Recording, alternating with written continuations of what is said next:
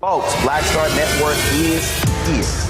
Hold no punches! I'm real revolutionary right now. Support this man, Black Media. He makes sure that our stories are told. Thank you for being the voice of Black America, Roland. Stay black. I love y'all. All momentum we have now, we have to keep this going. The video looks phenomenal. See, this difference between Black Star Network and Black-owned media and something like CNN. You can't be Black-owned media and be scared. It's time to be smart. Bring your eyeballs home. You dig?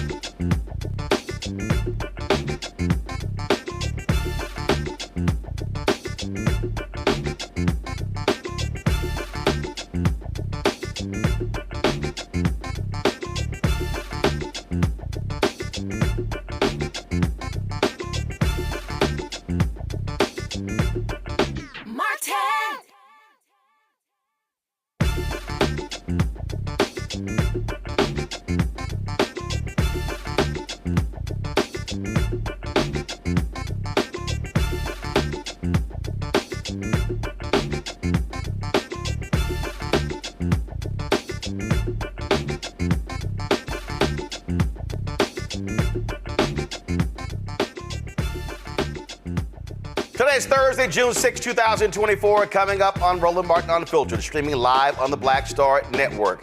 More than 60 people have died in the Tarrant County, Texas jail since 2017, leaving families fighting for answers. The latest, Anthony Johnson Jr.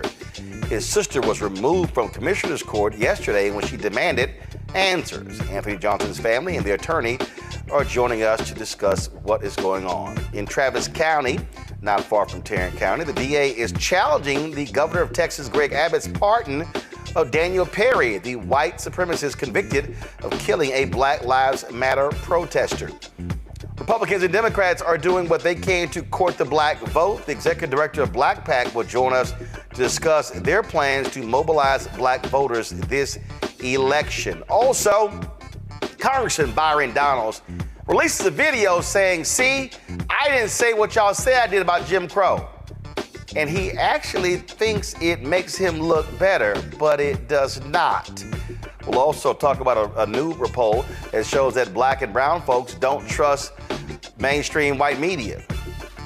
Not a shot. Also, Detroit's efforts to ban menthol products as the Biden administration delays the ban themselves. We'll discuss that. And I'll share with you some of the stuff from the Steve Harvey Celebrity Golf Classic yesterday in Atlanta. It's time to bring the funk on Roland Martin Unfiltered. On the Black Star Network, let's go. He's got it. Whatever the miss, he's on it. Whatever it is, he's got the scoop, the fact, the find. And when it breaks, he's right on time and it's rolling. Best believe he's knowing. Putting it down from sports to news to politics. With entertainment just for kicks, he's rolling. It's on go, roll, y'all. It's Roland Martin, Rolling with Roland now. He's funk, he's fresh, he's real, the best, you know he's Roland Martin now.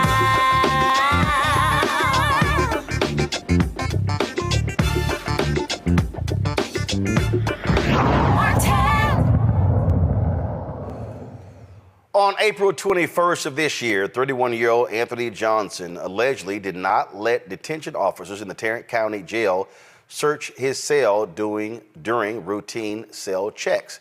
Jailers used pepper spray to get Johnson, quote, under control. While medical staff examined him, Johnson became unresponsive. He was transported to a local hospital where he was pronounced dead. At Tuesday's Tarrant County Court of Commissioners meeting, Johnson's sister, Janelle, was physically removed from the room after yelling and telling County Judge Tim O'Hare to look at her while she spoke about the death of her brother. Well, it looks like I'm back. It's been a month since my brother's death. A month, and we still have no answers. A month, and now the of my brother are sitting at the house getting paid right now. A month since I seen you guys torture Mr. O'Hare. I need you to look at me. You guys killed my brother. No, you need to listen. Mr. Wayborn has refused to see us, has refused and locked doors. JPS! Since JPS is here now, how are you going to sit here and tell us what happened? You need to answer to the public. Yeah, take it to Mr. Wayborn's office. Take it to Mr. Wayborn's office to release the video that you guys killed. I didn't touch. Folks, Johnson is one of more than 60 deaths in the Tarrant County Jail since Sheriff Bill Wayborn, a MAGA Republican, took office in 2017. Wayborn's office partially attributed the death to an increased population and short staffing. That's 60 dead, y'all.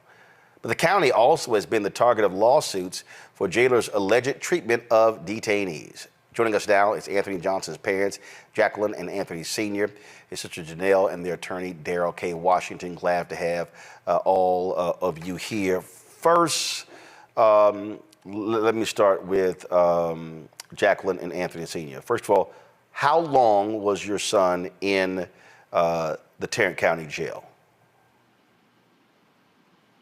He was in the Tarrant County Jail approximately 8 hours.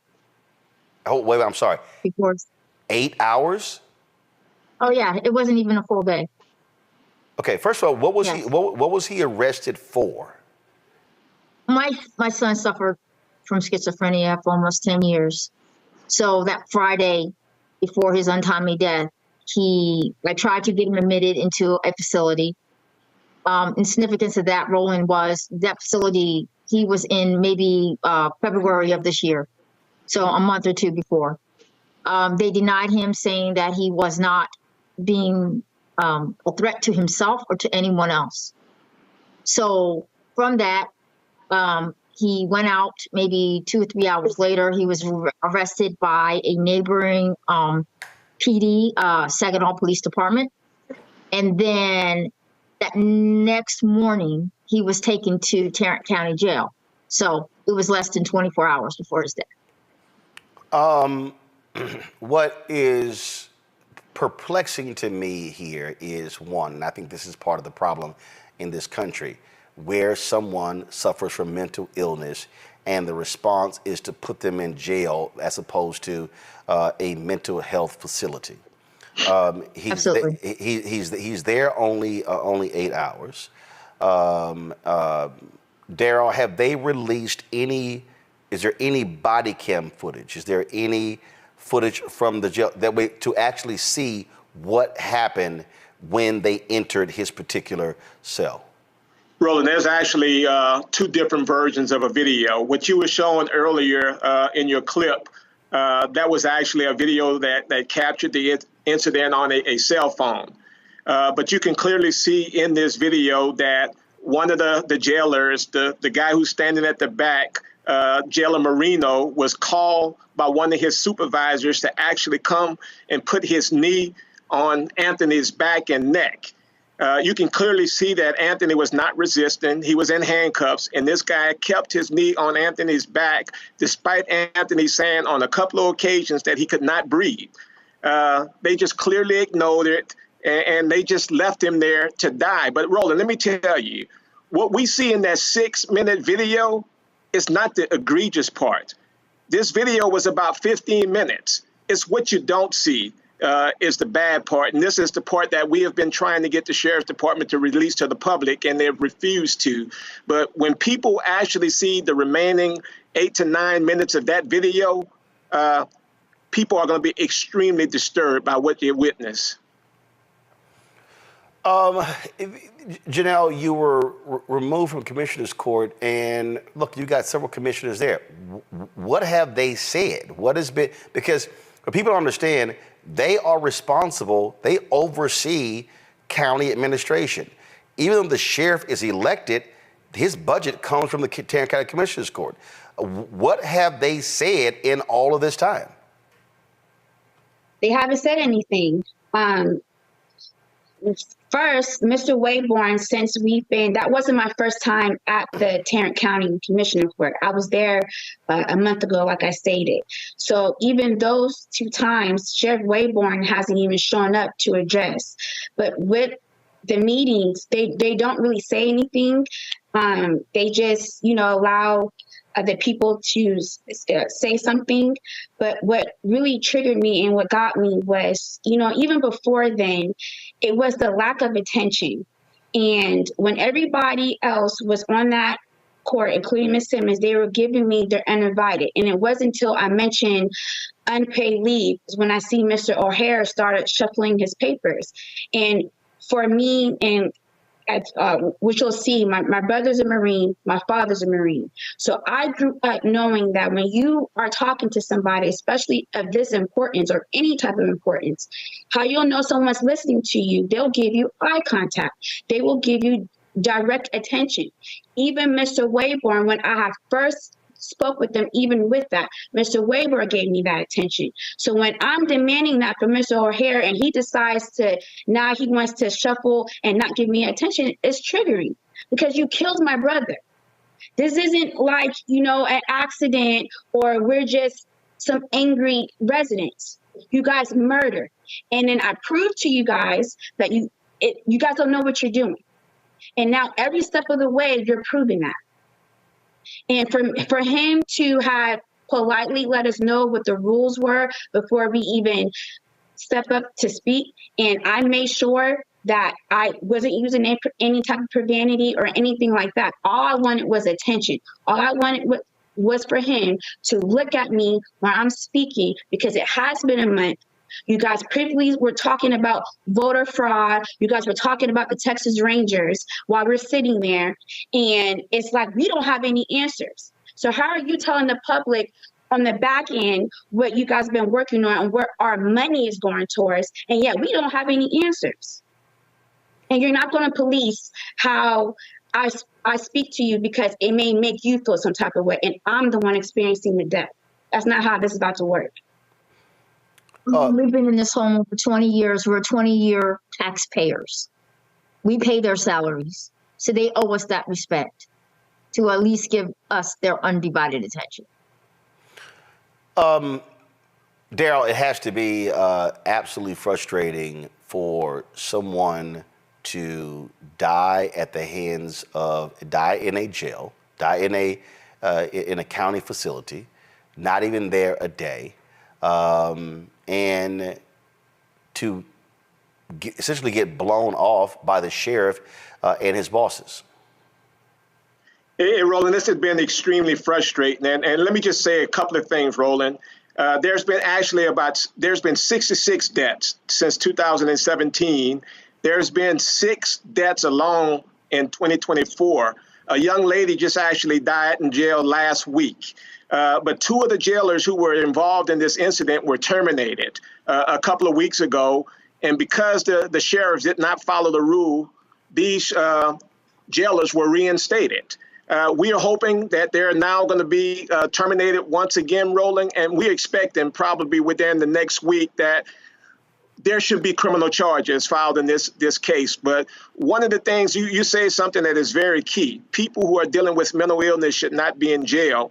Well, Roland, there was a survey that was conducted, and over 67% of the individuals who are in Tarrant County Jail are dealing with the mental illness. Those individuals should not be in jail. They should be in a mental facility. And what we have to realize is that this is jail. This is not prison. A great majority of the individuals who are there, they are there temporarily, and they have not had their day in court. And most of these individuals are going to be found innocent. So they just should not be dying in jail. This is just totally unacceptable. It's been something that's been going on for quite some time, and we demand change, Roland. Well, first of all, is the Department of Justice looking into the Tarrant County Jail? That's one of the things, Roland, that we really have been demanding. I know Mr. Johnson has been very vocal about that, Roland. What this family wants to happen, they don't want this to happen to anyone else. But, the sheriff was given an interview, last week, and he said this guy made the comment that Tarrant County Jail is a great place to be. I mean, he was talking about the jail as if he was talking about Ritz-Carlton or somewhere. And this guy is just totally disconnected with what's going on, and we just really need change. The Department of Justice needs to come in because this is just too many deaths. You said that Anthony Johnson Sr. has been quite vocal about this. Sir, go right ahead and share your thoughts. Yes, sir, Mr. Roland. This nature should have never even taken place. So for the fact that the sheriff thinks that his facility is some prize, he failed to mention to the public how his staff should have never had Anthony in their custody. And it was he who told me about where he should have gone. So with all that being said, yes, this needs to go higher. This needs to go higher than the sheriff. When the sheriff, fired them, he should have been going with them. My response now, sir, is those above. How do you sit there? How do you policymakers sit where you are, knowing that what we have here in Texas, considering all the people that you have coming here now, it's just ridiculous. And for Sheriff Wayborn, come on now. This is beyond stupidity, let alone disrespect. And so I'm just asking for the answer. We already know what happened. So release it.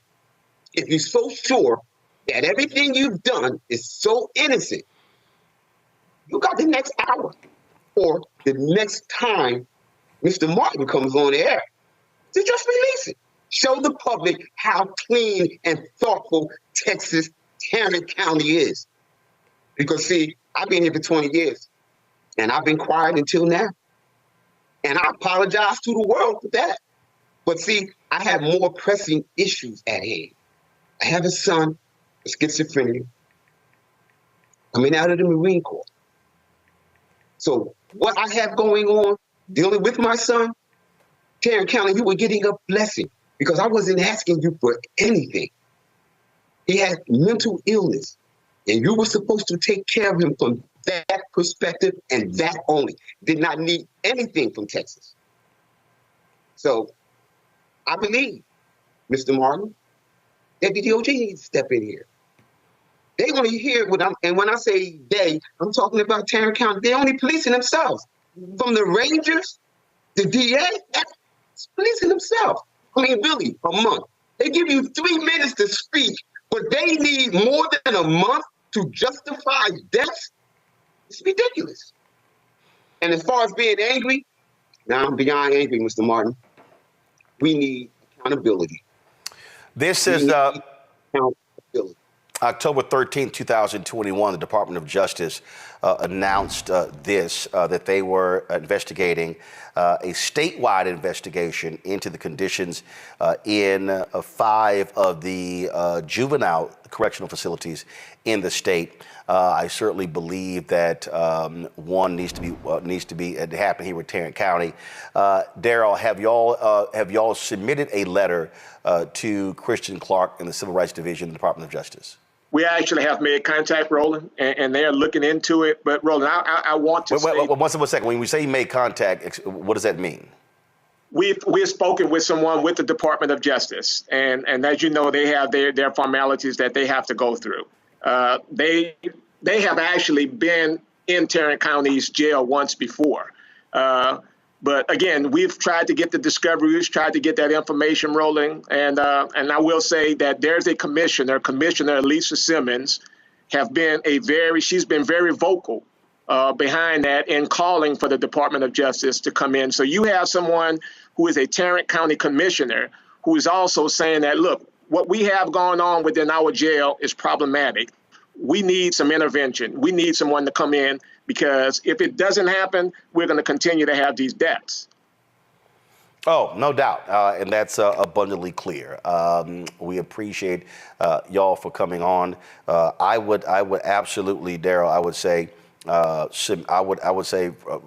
behalf of you and the family, submit a formal letter to the Civil Rights Division and Kristen Clark, and I'm highly confident that she will meet with you and the family to discuss this. Absolutely, Roland. We definitely, when that video comes out, Roland, we want to make sure that you are the first person to get it, because you highlight these stories and you make sure that the things that are impacting our community, you get it out there when mainstream media will not get it out. But Roland, when you see that video, you're going to see these individuals slapping Mr. Johnson. For 7 minutes, they didn't even know he was dead. They actually strapped him up in a wheelchair and was checking his blood pressure. All this while he was dead. So when you see this video, Roland, it's one of the worst that I've seen in over my 25 years in practice. Stunning, stunning. To the Johnson family, we absolutely sorry for your loss, but we will definitely keep attention focused on this. I'm sorry, go ahead.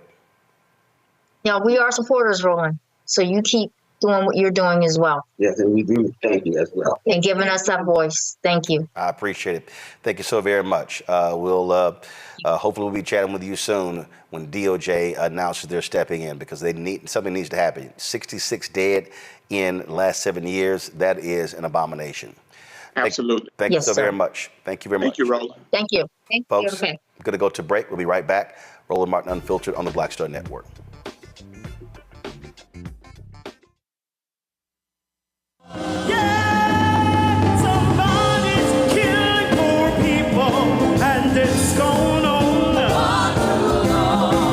When COVID happened, poor people were dying at a rate already of 800 people a day.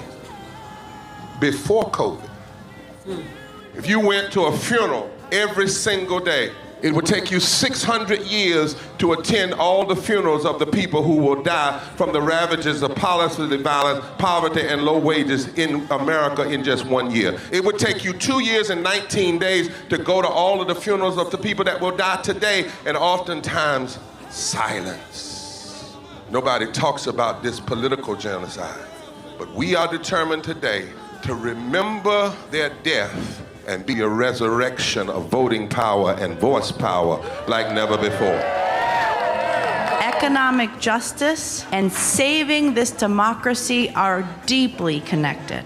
We, as a nation, must listen to the demands of the poor, who are pushing and will continue to push political candidates and elected leaders to lift from the bottom so that everybody can rise.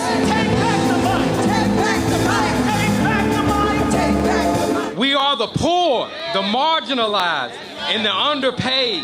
And we are taking one step forward to say that everybody has a right to live. Poverty is not the fault of those who are impoverished. It is caused by those who make the policy. There are over 135 million poor and low-wage, low-income people in this nation. The biggest block of potential voters by far is low-income, low-wage voters. I can't afford medicine. Sometimes I have to skip because of the cost. The farm worker community is tired of the violence imposed upon us by greed, exclusion, and denial of basic human rights. Those folk that represented by that casket, poor and low-wage workers who are the most moral people in this country because they go to work every day believing, even though going to work is hazardous to their health. I'm tired of working 70 to 80 hours a week and still not have money for the necessity of bills. I'm tired of getting sick and not being able to go see the doctor. Having to make a choice to pay between rent or the light bill or food or clothes. You cannot claim to care about families and a culture of life and then do everything in your power to rob people of equal access to resources and to force them to live in poverty. Leadership of both parties have waged war on poor people and low-wage workers. And this government has treated people experiencing poverty, including their military families, with disdainful, deliberate, malicious neglect. So the truth is that my son died from poverty. We refuse to accept poverty as the fourth leading cause of death. The fourth leading cause of death in this, the richest country in the world. We march today for our children and the generations to come. And we need to do it with the loudest voices possible, the biggest actions possible. We will voice our demands and register our vote. When we stand up And when we stand together, things change. There is the electorate that is, and then there is the electorate that should be. 34 million eligible poor and low-income voters did not vote in 2016. If just 20% of those voters in swing states were mobilized around an agenda, they could change the political outcome of every election. So we're launching the most massive voter mobilization and turnout campaign in history of poor and low-wage voters, allies, and religious leaders. People are dying, but we know it doesn't have to be this way. And so we are calling on everyone to join us in this Poor People's Campaign, a national call for more revival. We are here, we will be seen, we will be heard, and our power will be felt. We don't need to be an insurrection. We are a resurrection that will be felt across this country. Are you ready? Ready, ready, ready. We are a resurrection, and we are ready. And we won't be silent anymore.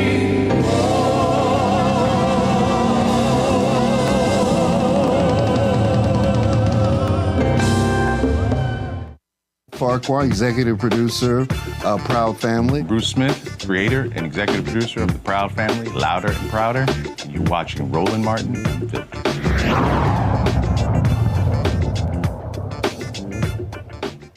Folks, my Thursday panel, joining us, Reese Colbert, host of the Reese Colbert Show on Sirius XM Radio. Joining us from D.C., Dr. Greg Carr, Department of Afro-American Studies, Howard University, also to D.C.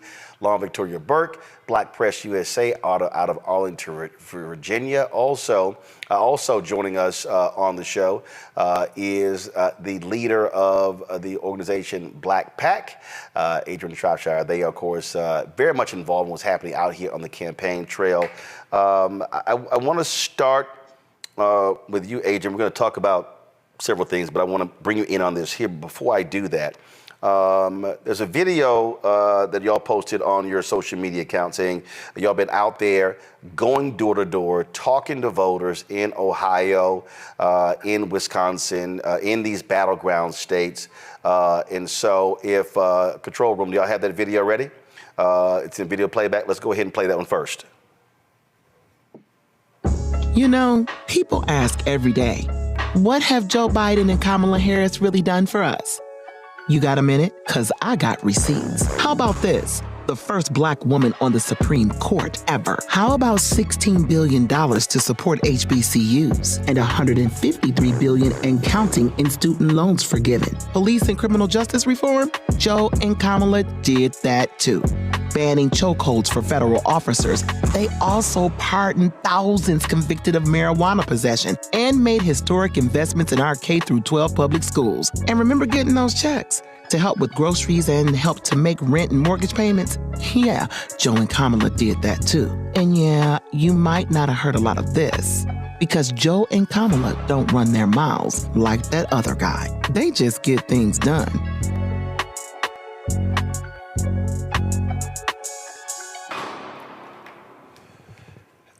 Adrian, one of the things that I have consistently showed on this show is the contrast between the Department of Justice under Biden-Harris and the Department of Justice under Donald Trump.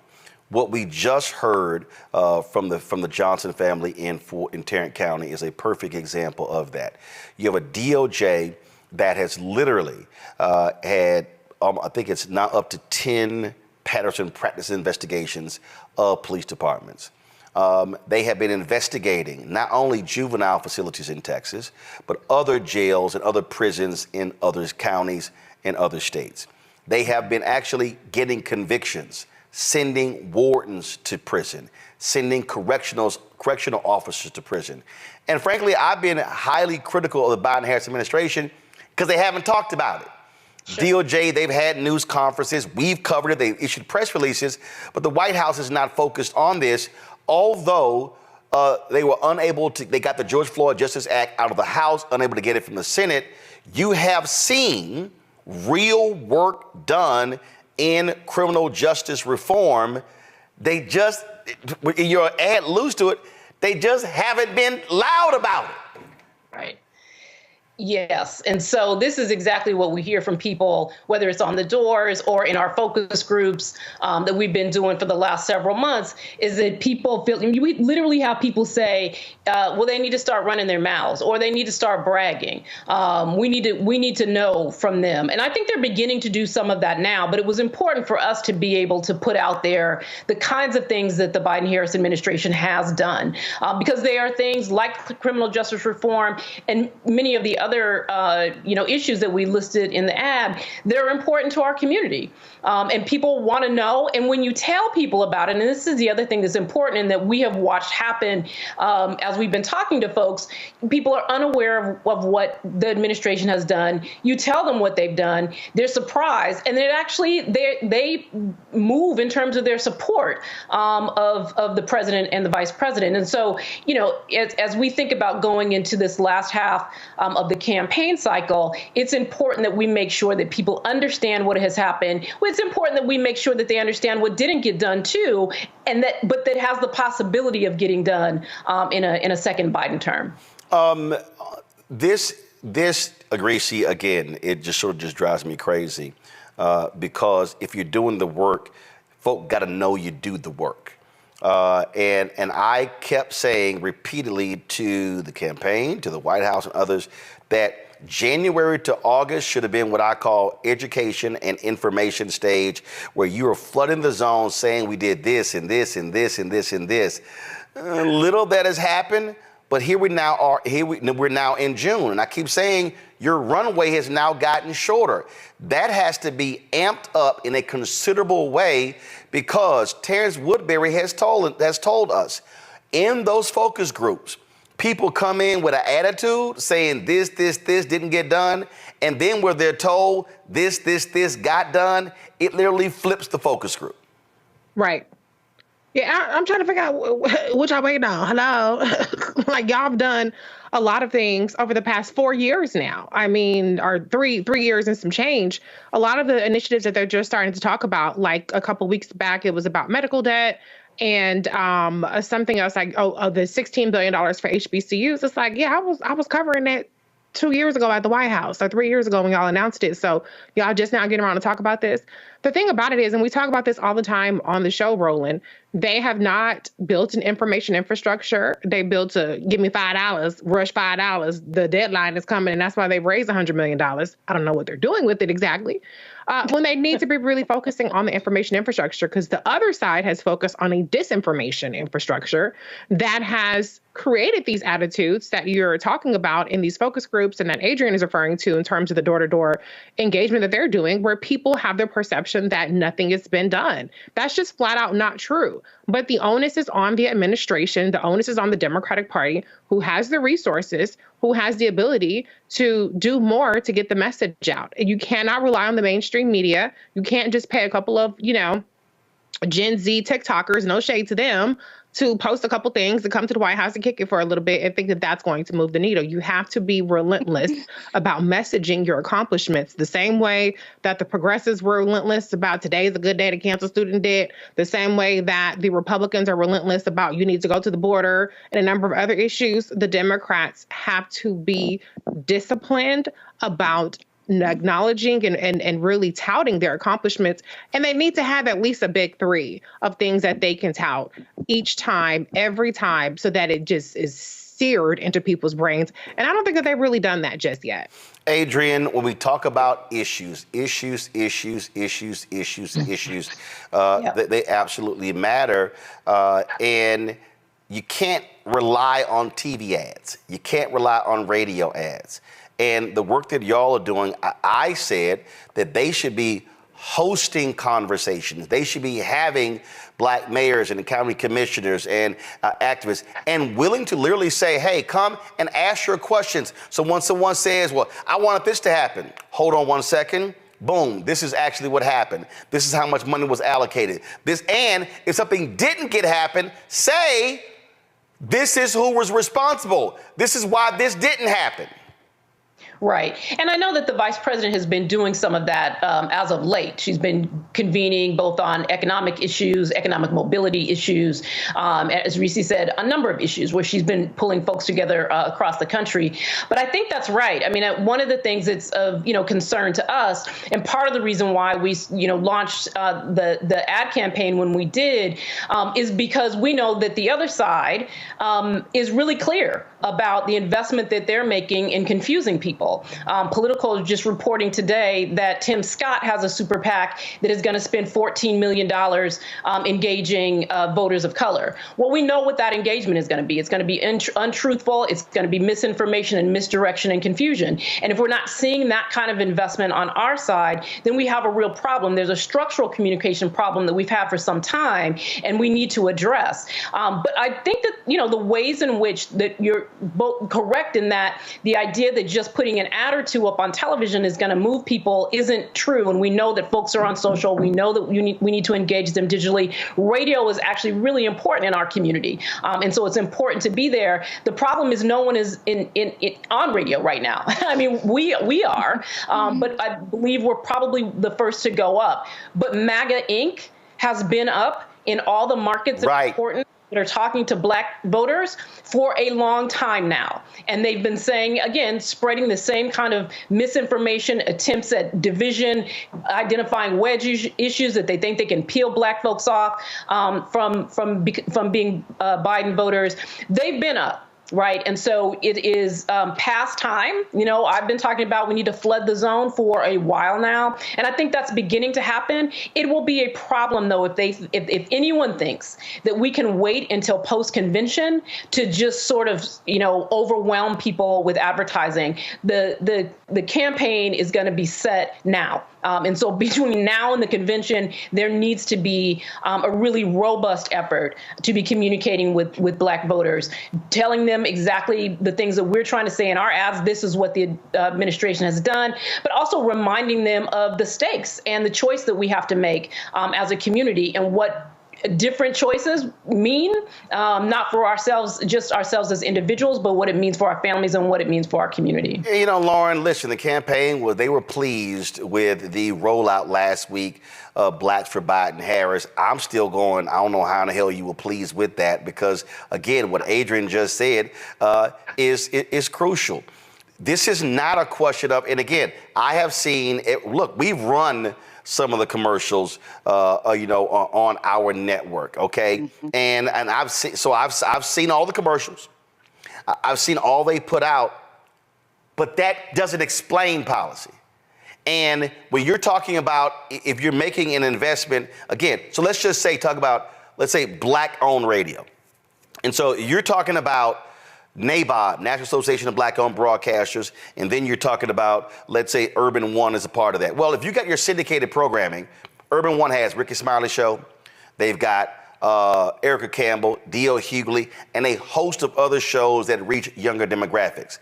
Not only should you be advertising on those platforms, as a part of that, your deal should be with the money that we're spending, and you should be spending enough, we want to see segments on those shows where questions are being asked, information is being given, so you're explaining in 4, 5, 6, 7, 8 minutes about policy. One of the reasons why the Tom Joyner Morning Show was so effective is because it wasn't just Tom talking, it wasn't just my segment, it wasn't just Jeff Johnson's segment, it wasn't just Jackie Reed's segment. You had multiple conversations happening about policy that somebody can actually digest. The folks who are sitting here at the Biden-Harris campaign and all of these progressive PACs, and I'm going to include all of them as well, plus the DNC and the DSCC and the DCCC, I'm sitting here going, are y'all blind? I know we've had all 5 or 6 black polls done the past 3 months. It's in the data. Folk don't know what you've done. You might want to get on that horse and start explaining it. Yeah, well, a few of the things that Reese said were right on the money with regard to the lack of consistency on a top 3 messaging strategy. I mean, there's the Democratic Party obviously has a very big tent. And so There are a lot of constituencies to be satisfied, but you should be able to pick out 3 accomplishments that everyone can repeat very comfortably.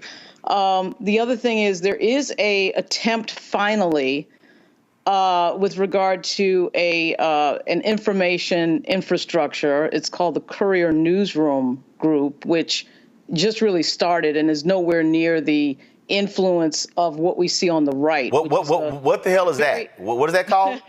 If you Google Courier News Group or Courier Newsroom. Courier, spell that. Courier, Courier. It's a whole infrastructure they're trying to start on the left to counter a lot of what's going on the right with regard to the right-wing ecosystem. And it's not as well funded, again, to Reese's point. Where is all this money going? Because if it's not going into communication strategy in a really hard way, I have no idea where it's going. I dare say a lot of it should go to people who know how to do memes on TikTok and Instagram and know how to do very short messaging that is very quick and effective.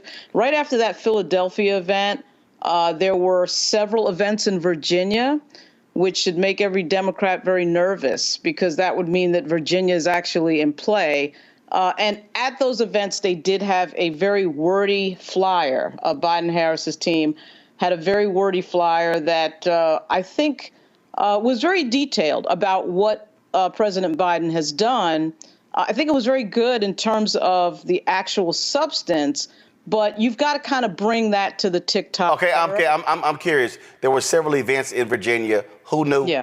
Who knew? Yeah, well. Like for instance, where for me, where's the results of that? Where are the live streams? Where are the clips from those events that are being sent out and spread across the platforms and are being shared? Again, if I'm looking at an ecosystem, if those things were happening, then BlackPAC should have been getting stuff from that. Black Voter Project should have been getting.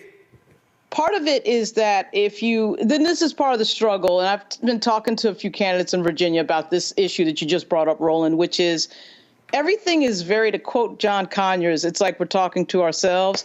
I mean, it's like everything is very insular in terms of communications to people who already know and are already actively engaged in party activity. So a lot of these events, I mean, there was an event in Suffolk, Newport News, Norfolk, Prince William, but those people who showed up at those events are already involved with the Democratic Party. So you get to a point where you do have this struggle of not getting the real grassroots. And Adrian, right. Good seeing you. Good seeing you again, Adrian. I didn't mean to ignore you at the beginning of this conversation.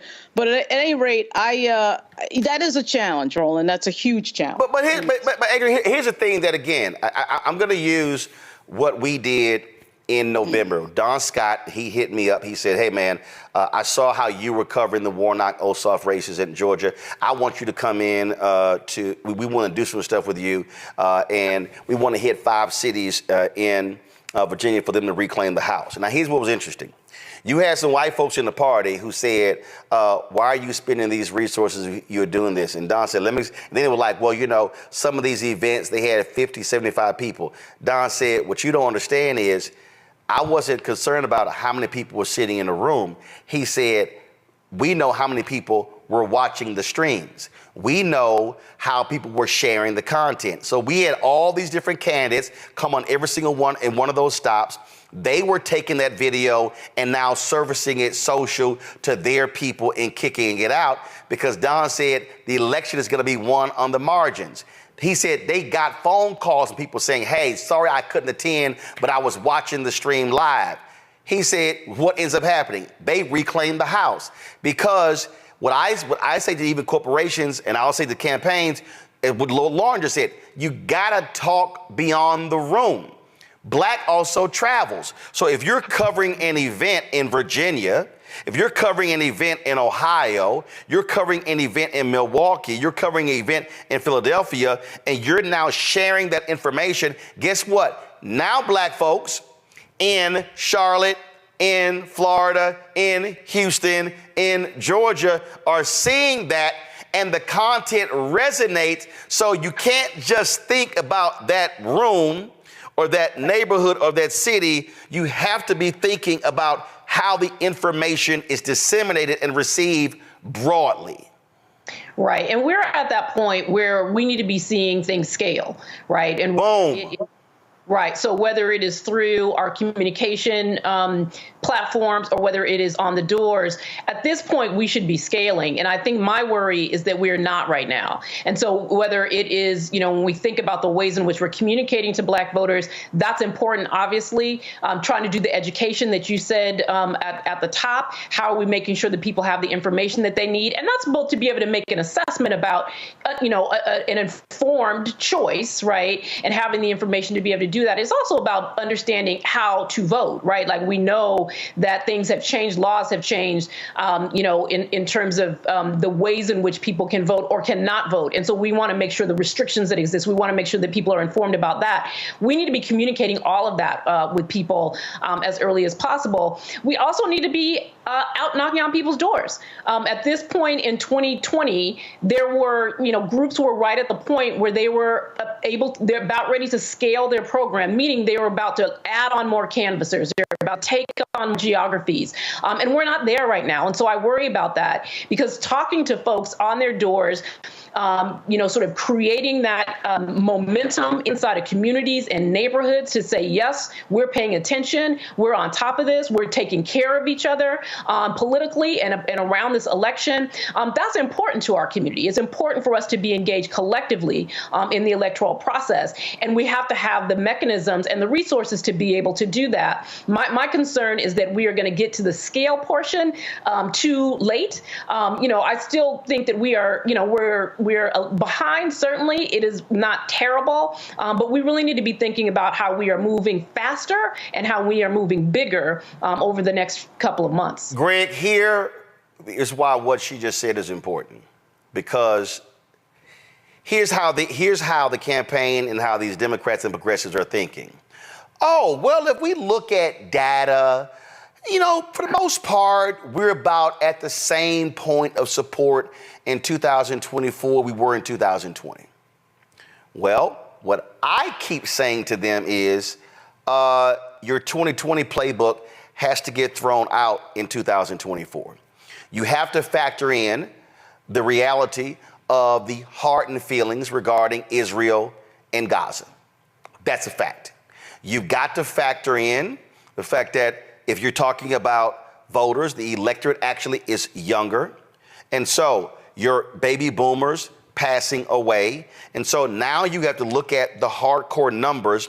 What do you look like 18 to 45?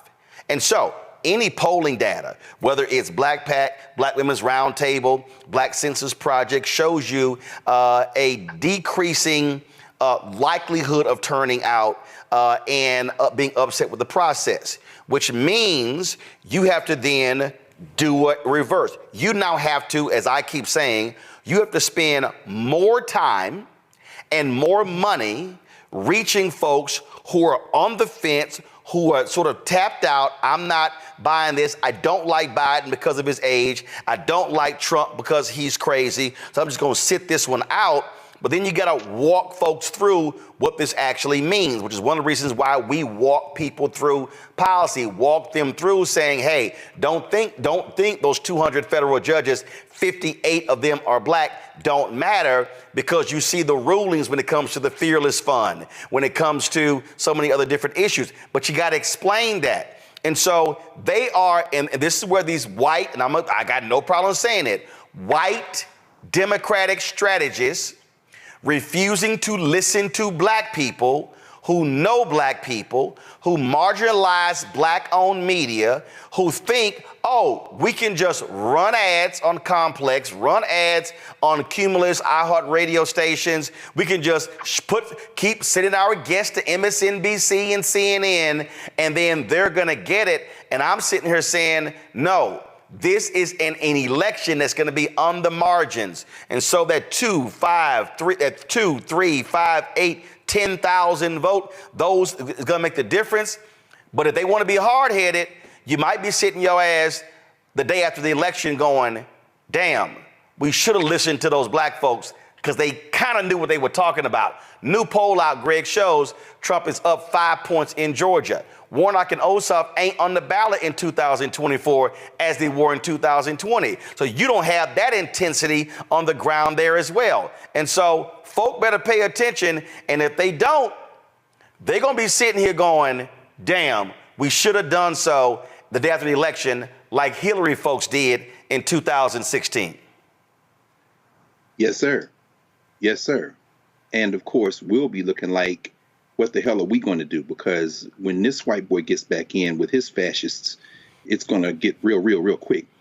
No, Warnock and Ossoff are not on the ballot, but I tell you who should be on the ballot, Anthony Johnson Jr. You see, these are the moments when we don't know what's going to be the match that will set everything on fire. Nobody knew who Caitlin Clark was until they invented a team of villains, black villains called LSU. And Jill Biden, with that same thinking, wants to invite both teams to the White House. And Caitlin Clark was like, nah, the winner should go. Well, of course, Caitlin Clark blew up so real because it's a race war in the WNBA. Let's just call it what it is. And so what happens? The Democratic Party puts ads on the national championship game a couple of weeks ago. Why am I bringing that up in the context of what we're talking about here? People need to know the data. And thank you, Sister Shropshire, for this work that you all are doing. People need to know. It needs to be repeated till it penetrates. But that's not what we're talking about. In the world now, we're talking about people who are really like not just low information, and not just distracted, but really just completely disengaged. And while that will put a dent in it, we're talking about margins, as you said, and these people more interested in pop culture. We just had a man who has made his money off pathology, Curtis Jackson, walking through the halls of Congress, standing up, smiling with his open enemies, the fool. And who was in trail? Ben Crump and half the damn CBC. Why? Because celebrity is where the eyeballs go. Now, while the media needs to get together, the black media, and God knows you got too much on your plate, Roland, but the idea of a black media summit now, maybe where people get together and try to say, what are the soft targets we can deal with? I'm thinking it's going to be the convention at the end of the summer, looking at how to get some of these celebrities involved and just tell them what to say and say them before we get a few more ice cubes and 50 cents running around here. Yeah, they gave Tim Scott $14 million. And he said in the release, thank you, Sister Shropshire, for bringing it up, I'm not trying to grow the tent of the Republican Party. I'm trying to shave off some of these black votes. And remember, the RNC back in March closed all their minority outreach things and their make the Republican Party white again, which they've already succeeded in doing. But I'm saying all that to say this. Our voters in the United States of America are highly distracted. The data needs to be put out. The stuff needs to be put out. I mean, the idea, for example, that's why I say that Anthony Johnson can be on the ballot. If you want some of these white boys, like this punk-ass sheriff in Waymore in Tarrant County, whose own son, if you go back and look at it, his son been arrested several times for assault and public drunkenness and indecent exposure. He didn't die in the damn jail. If you want him out, then you're going to need a Justice Department that you voted for to go in. Maybe we can retire Merrick Garland as a price for participating in this and put Kristen Clark in as the Attorney General in the second term. But none of that works if you don't bring your ass out to vote. George Floyd was the trigger in 2020. When this video comes out, Anthony Johnson could be the trigger in 2024. We just don't know. But at the heart of that lies black media. And unfortunately, we're going to have to make some appeals that bring in some of these people who may not know a damn thing. But damn it, anytime 50 Cent. I'm reminded of an old scholar who used to say, we went from the Supremes, the Miracles, the Four Tops to 50 Cent. That should tell you the trajectory of stupidity in this country, and stupidity has no color. But anytime he can walk in Congress, I don't care how much money he got, and talk crazy and say people line up behind Trump because he's a felon, damn it, that's what we're facing. And no amount of explaining people through policy is going to change that, absent combining that with getting some of this broad-based information out in a way that's catchy, hits hard, and consistent. And you can never, as I said, never anticipate the X factors, but we got to be nimble and seize the time as it comes, because we're going to be the ones taking the L. They'll shake their heads and we'll be like, what the hell? Now we are in harm's way in a way that you have never helped us with. Adrian, you said something, again, when we were talking about in terms of how you must flood the zone. And oftentimes, when we talk about the money that's out there, I'm always explaining to people, that you don't just look at sort of the, your traditional folks in terms of campaigns and things along those lines. You got to look at the billions that are being out there as well. And so you may have already had some of these conversations, but I'm just going to go ahead and put it out. I dare say the environmental PACs. What is your specific black plan? The League of Conservation Voters, the Sierra Club, Sustainable Energy and Environmental Coalition, NRDC Action Fund, on and on and on. Reproductive Rights PAC, Planned Parenthood, NARAL, all of those folks. American Bridge, you start talking about America Votes, Democracy Alliance, Democracy Spring, Free Press Action. Then you start talking about Justice Democrats. You can go on and on and on with a lot of these groups. Again, very specific. What is your black plan? How are you investing these resources? Because a targeted black plan it has to be there. If you look at the seven states from a national perspective, obviously they're talking about Wisconsin, Michigan, Pennsylvania, Georgia, North Carolina, Nevada, Arizona. But you also have to expand that, because if you're trying to regain the House, okay, what are those critical New York congressional races? What are you also looking at in terms of gubernatorial race, Josh Stein in North Carolina against Mark Robinson? Also, what are the state House races there? Because you need to claw back Republicans having a supermajority in North Carolina. Okay, what is happening on the ground in Tennessee? Same thing. There are states where you may not be able to win the House or the Senate, but you can remove them from having a supermajority, which now forces them to have to deal with the other side. Then you talk about the Ohio race, Senator Sherrod Brown there. Was his black plan? Tim Ryan was awful reaching black folks in Ohio. And so what are you doing in Dayton, Columbus, Cincinnati, Cleveland? Hey, Sherrod Brown, are you doing anything at the Cincinnati Music Festival, one of the largest black events in the state every single year? I asked him the direct question. We met with the senators in the Black Media Roundtable a month or so ago, didn't get a direct answer. And again, so people don't understand, there are billions of dollars being spent beyond the parties from these so-called progressive groups, but they largely are talking to white folks. And so they also have to be called out and directly challenged, saying, where's your black plan? And who are you funding that's on the ground? What black-owned media are you funding now, not in October? I think that's right. I mean, part of the challenge, I think, that many groups would say right now that we're all experiencing is this sense that everyone is kind of in a holding pattern, that it's clear that there's money out there, but it is also clear that that money is not moving. And so when I talked about the need for people to start scaling right now, groups can't scale without the money. And so there is this sense of people sort of being in a holding pattern and waiting. And it's not totally clear to me what folks are waiting for. I mean, many of the groups that you talked about, and one of the things that we also understand is that this is an all hands on deck type of situation to stop fascism in America, right? And so all of those groups are important. They need to be talking to the constituencies that they are best equipped to be speaking to. Some of those groups are, in fact, long-term partners of black groups. LCV, for example, is a long-term partner of BlackPAC. They understand very clearly the role and the importance of the black vote. They also understand the role and importance of black people in being involved in the environmental justice movement. So some of them get it and are long-term partners. But there is this sense that people are sort of sitting on their hands right now. To your point, there's definitely resources out there that could be moved. It's not clear what it's going to take. You know, how many polls do we see, right, before that floodgate gets opened up? And I think that we're getting to the point, as everyone has said here now, that we're getting to the point where, the window is closing, and the resources need to start flowing, and we need to shore up our base constituencies immediately. and I think that is part of the challenge that folks are facing right now. Some of it feels like it's beginning to move. Some of it feels like things that there's some questions being asked inside the campaign and among many of the groups that organizations that you just mentioned. There's questions being asked and some new thought about how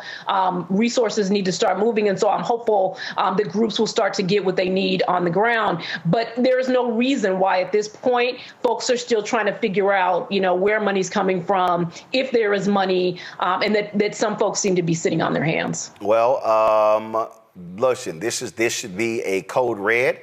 I don't care who you are. If anybody is sitting here going, oh, no, we're comfortable where we are right now, you are utterly delusional. Y'all are out there on the ground. I spend lots of time away from D.C. It is not just in Los Angeles. When I'm in Houston, when I'm in Atlanta, when I'm in places in North Carolina, when I'm giving speeches all across the country, I'm actually talking to grassroots organizations. I'm talking to activists. I'm hearing from folk what they're talking about. And there's a reality that's happening out there that is clearly not being seen in Delaware, that's not being seen in D.C., and these folks better recognize, because again, you have significant intensity on the right.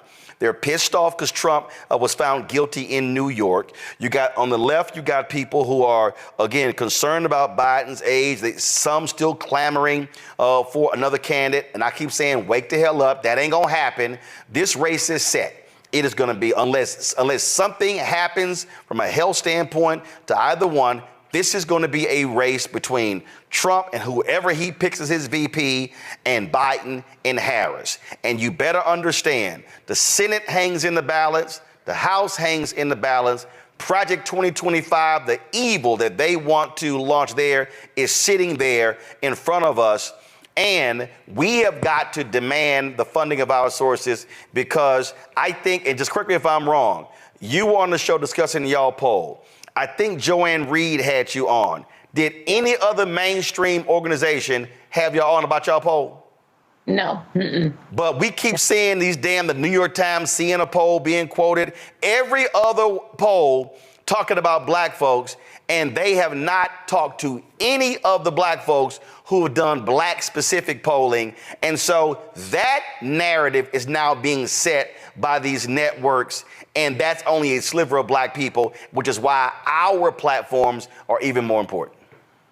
Yes, that's exactly right. That's exactly right. I think there's a way in which, and we talked about this before, there's this narrative that is being set about black folks. And in part of it is up as the scapegoat for if things go sideways. And part of it is trying to essentially say that we are, going to join with a party that has demonstrated that it is willing to be aligned with white supremacists, that it is willing to, not just, in whisper tones, right, but in very loud tones, be yelling out the fascist sort of ideas. We hear Donald Trump every time he stands in front of a rally. We know what that rhetoric is. We know what it means. And we not just what it means for the country, but we know specifically what it means for us. And so the idea that black people would align ourselves with that is just outrageous, and it's offensive and it's insulting. But that seems to be where, in many ways, the mainstream media wants the conversation to be. It's certainly where the Republican Party wants it to be. And so there's some weird alliance there that is mind-boggling. But we will tell our own story, right? We know what is in our own interest.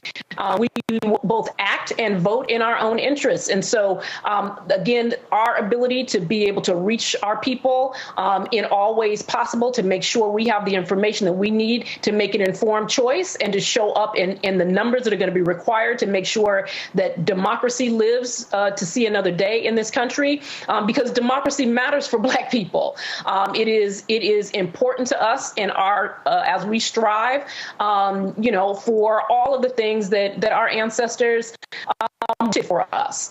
We require a political system that allows us to be able to do that. And we're not going to just let that go just because there was, a news broadcast and some pundits who said that we ought to. All right. Adrian Shropshire, Executive Director of BlackPAC. We appreciate it. Thanks a lot.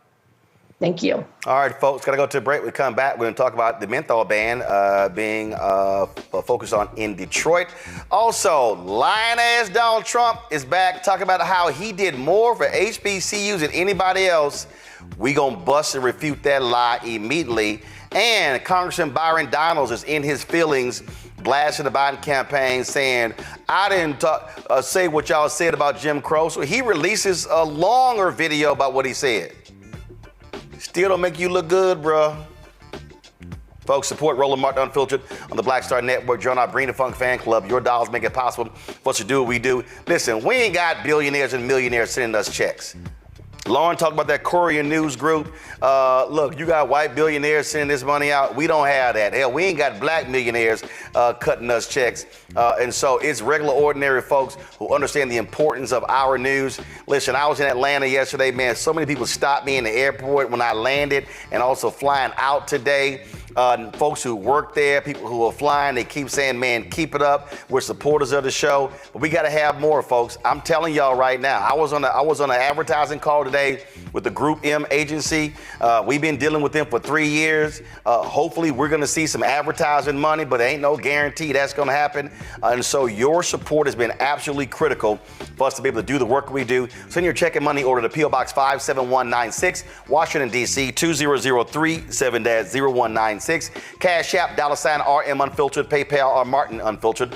Venmo is RM Unfiltered. Zelle, Roland at RolandSMartin.com, Roland at RolandMartinUnfiltered.com. We'll be right back.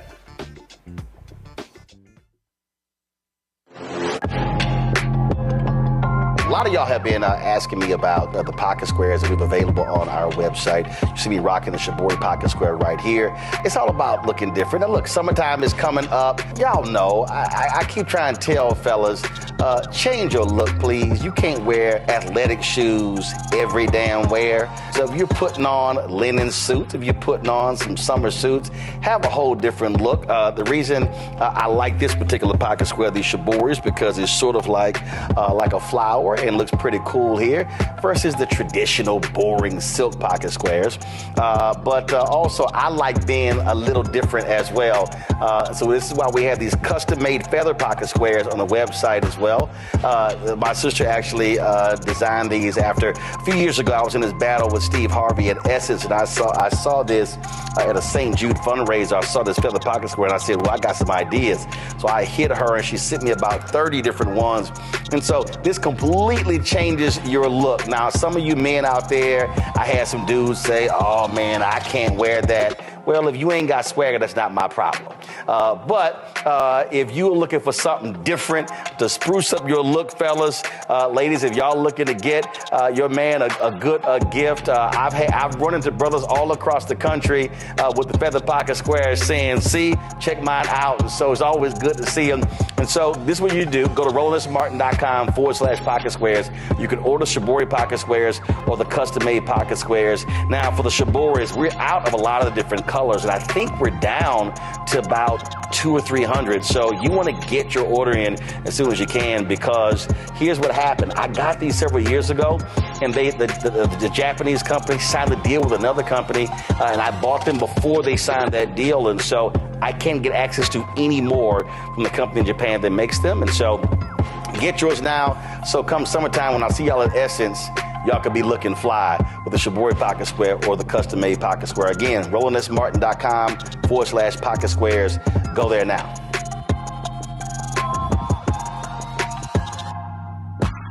Hello, I'm Paula J. Parker. Truly proud on the Proud Family, Louder and Prouder on Disney+.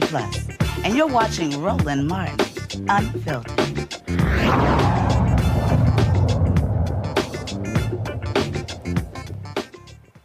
Well, the Biden administration buckled to a major campaign from Big Tobacco when it comes to banning menthol cigarettes. In Michigan, activists are fighting for a ban in Detroit. In April, the administration again postponed the ban without a timeline for a final decision on the ban.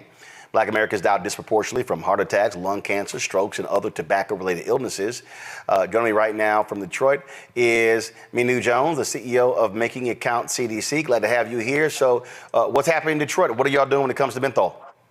We are fighting to save Black lives and protect kids, Martin. As you know, African Americans are disproportionately impacted by death and disease related to tobacco use, and we, must protect our kids and save Black lives. I grew up in a house with two smokers who smoked Newport cigarettes. I lost my dad in November of 2022. And so we are really fighting to have a historic bill package passed in the legislature because Michigan is a state where we have preemption. So we can't do it at the local level. We tried to do it in Detroit, where we're considered a tobacco swamp by the Aspire Center. You think about that on the backdrop of Detroit being a food desert. So we're fighting and hoping that we get a hearing on this bill package next week. So you're trying to actually, so you can't do it locally, so you have to get it passed by the state. We have to get it passed by the state. We tried to do it at the local level, and we're, hit with that preemption piece that, by the way, passed. It was slipped into our law 30 years ago on Christmas Eve at 4 a.m. So, tobacco industry continues to be up to their tricks, and our lives are at stake. So we can't wait on federal legislation. We have to act, in localities where there isn't preemption, and where there is preemption, we need to be repelling it so that we're unchained, right? We're coming up on Juneteenth and talking about emancipation and freedom, but for Black folks living in the inner city, we're still chained to menthol and tobacco products. It's killing us at disproportionate rates. We lose 45,000 Black lives each year. 72,000 African Americans are diagnosed with a tobacco-related cancer each year, and it's costing taxpayers money. I mean, our healthcare costs are over $5 billion because of tobacco-related illness in Michigan. So what has been the response from Democratic leaders? They control the state, the House, the Senate, and the governor's mansion. What are they saying? Yeah, I will say that we have some real fighters on this bill package. Stephanie Chang's, Sue Shink, they're real fighters. So we have a trifecta, as you know, in Michigan right now, but they have such a heavy load to undo the damage that has been done, for decades now, that it's been hard for us to get a hearing. So it's extremely important to me that, I'm able to do this interview with you today, and, just continue to urge people to contact the legislature, contact your representative.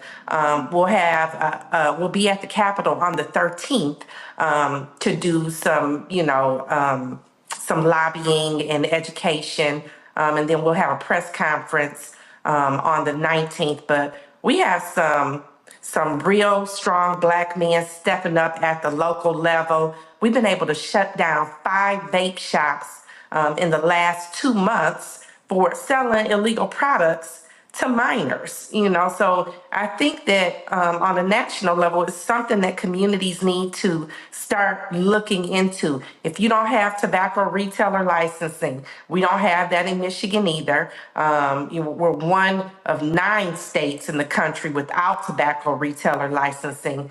Start advocating and fighting for that, because there's a lot of illegal activity going on in those hookah and vape shops because they aren't really being regulated in the way that they should be. All right, then. Well, let's keep us updated on the progress there in Michigan. Thank you so much, Roland. I appreciate it. Thanks a bunch. All right. Folks, a recent study found that social media is playing a significant role in distributing misinformation for the Black community. A public opinion poll commissioned by Free Press BSP Research and the African American Research Collaborative surveyed 3,000 people and found that Black and Latino folks are more likely to access news on platforms like Facebook and YouTube than their white and Asian American counterparts. The survey shows that Black adults are significantly more likely to encounter false information online. The survey also revealed that only 1 in 4 Americans feels very informed about local elections. We've talked a lot about this, Reese, and other polling shows that they're getting misinformation from TikTok and Instagram, which means you have to counter that with information. If you don't, then all of a sudden you're going to be screwed up. Looks like I think is Reese's screen frozen? I think so. Let's do this here. Let me go to Greg first, then I'll come back to Reese. Greg, go ahead. Yeah, of course. It's interesting. We see this all over the world. We're seeing all kind of misinformation. I was watching the South African elections pretty closely over the weekend, and just watching the comments in social media, you can see how the rumors get started, how the information is spread. The biggest democracy in the world, India, just voted. And you saw how Modi, the prime minister, this close on a razor's edge now, whether he'll be prime minister, because while he went in all confident, the mass of people, millions of people showed up and voted, and his party, the BJP, lost their numerical majority. What does it have to do with misinformation? This is a global phenomenon. All this stuff, Facebook, China right now. In China, they are trying to restrict social media and ban certain platforms from even being able to be used in China, because they are concerned about, of course, people say they're trying to suppress their electorate. Sure, they're trying to manage their population just like the United States is too, a little bit differently, but they're also concerned about misinformation. The guy who's going to jail now, Steve Bannon, it's so funny. I don't run into a whole lot of black folk when I go to bookstores around in the DMV, but I tell you who I've run into on a couple of occasions in places where I'll never see no black people. Steve Bannon. Steve Bannon is constantly in this intellectual war, and it isn't just based on the United States, it's based globally. And misinformation is a serious quill in their pen. I think it's very important for us to understand that when you got fools like this dumb Tim Scott running around, or Byron Donald, it doesn't matter whether it's true. All that matters is that it's being blasted at you from every rooftop. And that is why we are in a war of misinformation. And you're right. We can counter it with data. We can counter it with correct information. But we have to be very, very careful not to be trying to get into some back and forth with somebody who's straight told a lie. You got to call them a liar and take the gloves off at this point. The thing here, Lauren, it is about, again, how do you counter? How do you do it with real information? You were talking about the Courier newsroom, and this is where I said, look, you got these progressive billionaires, white folks, who are funding these efforts. You got the white conservatives who are funding it. The white conservative billionaires figured this out long before the progressive folks. That is, you know what? I'm not wasting my time with mainstream media. I'm not trying to convince the MSNBC, the New York Times, Washington Post. They've always been labeled liberal, but they've also been white. And so I know from our vantage point, from African Americans, and here's that we understand what it looks like. And see, Lauren, here's what also happens. And when Reese, when we get her signal straight, she's going to talk about this here. It's amazing to me how many prominent black people I see posting clips from mainstream media. And I'm like, damn, we discussed that 2-3 weeks earlier on Roland Martin Unfiltered. And it kills them to actually post a clip from this show talking about the stuff. And then all of a sudden it garners all of these different views, garners thousands upon thousands of views. And you heard what I asked Adrian Shropshire. Other than Joy and Reed show, how many other folk book y'all on y'all pack? None. So again, they're controlling the information. And so when I'm talking about, okay, access to capital to be able to build and grow, I have a plan. I have a very clear plan on how we can have 10 to 15 people in different cities across the country covering things happening there and streaming it. But you got to have the resources. And this right here, this misinformation effort is a direct result of significant funding to spread the misinformation, to get black people saying stupid shit like 50 Cent did yesterday, saying, black men are responding to Trump because they got RICO charges too. Sorry, 50. We all don't have no. See, I was about to straight ass go off. But that's the bullshit I'm talking about when that is thrown out. And then the right goes, see, black men down with Trump because they all criminals too. Mm. Yeah, well, we'll say Mm. What's up with Lauren's audio? Lauren, I can barely hear you. Guys, y'all figured it out. Let me go to Reese. Yeah, I mean, listen, I've been sounding this alarm for years upon years upon years, and I've still yet to see it taken seriously, at least not when it comes to investing in Black dollars. I mean, there are a lot more white people, analysts, and things of that nature that you do hear talking about it, but that money ain't coming to us.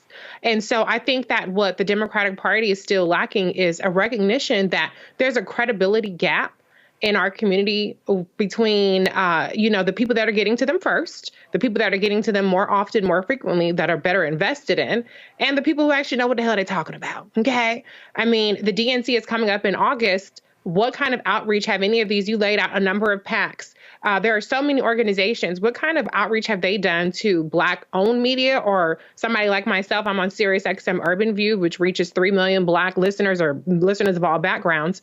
And my colleagues, we were talking about going down there, and somebody was like, as though we were paying for ourselves. And I'm like, hell no, I'm not going down there for free. And that's the problem. We are expected to do the heavy lifting that other people are getting paid millions to do. We're supposed to do it for free. We're supposed to do it out of the love of community, which we do, obviously, because we have no other choice but to do it. But it's unfair, and we can only go so far without the investment that the other side is consistently doing and putting money in. And so we are always at a disadvantage, no matter how pure our intentions are, no matter how diligent and relentless we are.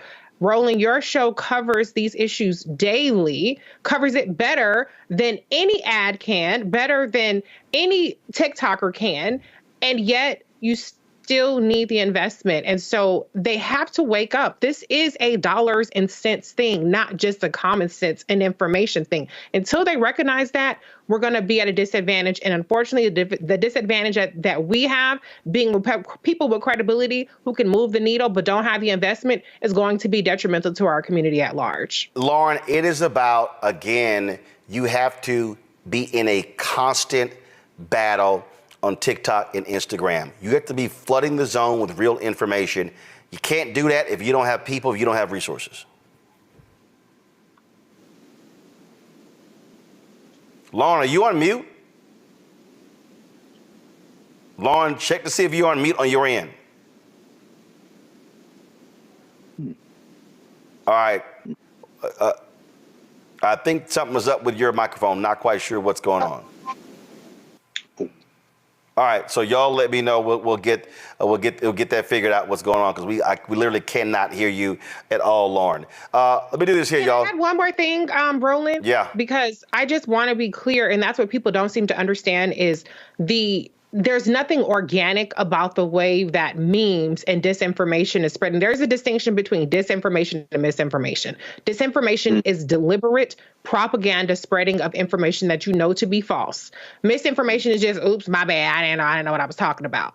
There's nothing organic around it. It is supported by algorithms. It is supported by strategic bot farms, troll farms. It is supported by the fact that it is profitable to traffic in these kinds of things that get the people going. And so that's where I am emphasizing the importance of investing, because this is not just a coincidence. There is very much a concerted effort with money behind it to get people to think negatively so that they can be dissuaded and disengaged and stay home. Mm-hmm. All right. We figured out what's going on with Lauren's audio? All right, so y'all let me know when it gets all figured out. Let me go here. Florida Congressman Byron Donalds is still trying to defend his Jim Crow comments. So he was ticked off when Congressman Hakeem Jeffries ripped him in the Biden campaign. Posted a 26-second video of him having this conversation. He was being interviewed by Michelle Tafoya about blacks in the Republican Party. I don't know why in the hell they talking to her, because she ain't black. And so she's absolutely been a hardcore MAGA since leaving the sidelines. And so Byron, so I'm gonna read the tweet he posted. This, y'all gonna love this here, because like Derek Johnson of the NAACP criticized him and so many others. He tweeted this: Joe Biden, Representative Jeffries, Jamie Harrison, Derek NAACP are gaslighting Black America. I was talking about black families, conservative mindsets, and conservative voting. Receipts are a beautiful thing, and don't clip my words to keep lying. I'm watching. Okay, Byron, you watching Roland Martin Unfiltered on the Black Star Network. So we're gonna play your comments. Go. I grew up with my mom. My dad and my mom, things didn't work out. As an adult, I look at my father and I say, bro, I don't know what happened, but you my father and I love you. Wow. I don't know what happened. I wasn't there. Wow. But I'm gonna tell you this, growing up, the one thing I knew I wanted to do, and this is not about my father, this is about what I wanted to do, is I wanted to be a father to myself. Wow. And so one of the things that's actually happening in our culture, which you're now starting to see in our politics, is the reinvigoration of black families with younger black men and black women. And that is also helping to breed the revival of a black middle class in America. You see, during Jim Crow, the black family was together. That's right. During Jim Crow, more black people were not just conservative, because black people are always a bit conservative-minded, but more black people voted conservatively.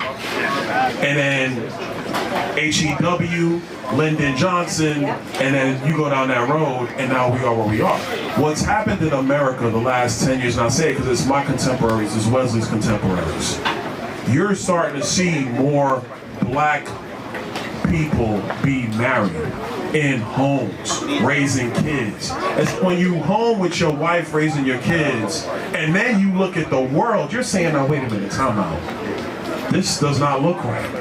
How can I get something to my kids? It goes back to the conversation of generational wealth. Not just having a job, generational wealth. I'm looking at my kids. How can my kids be on my shoulders when they take off in life? That's what's happening.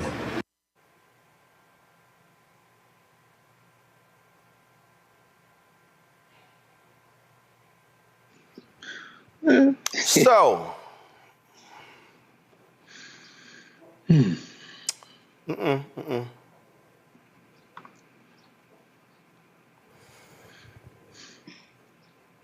So, Byron Donalds, we're seeing a resurgence, a reinvigoration.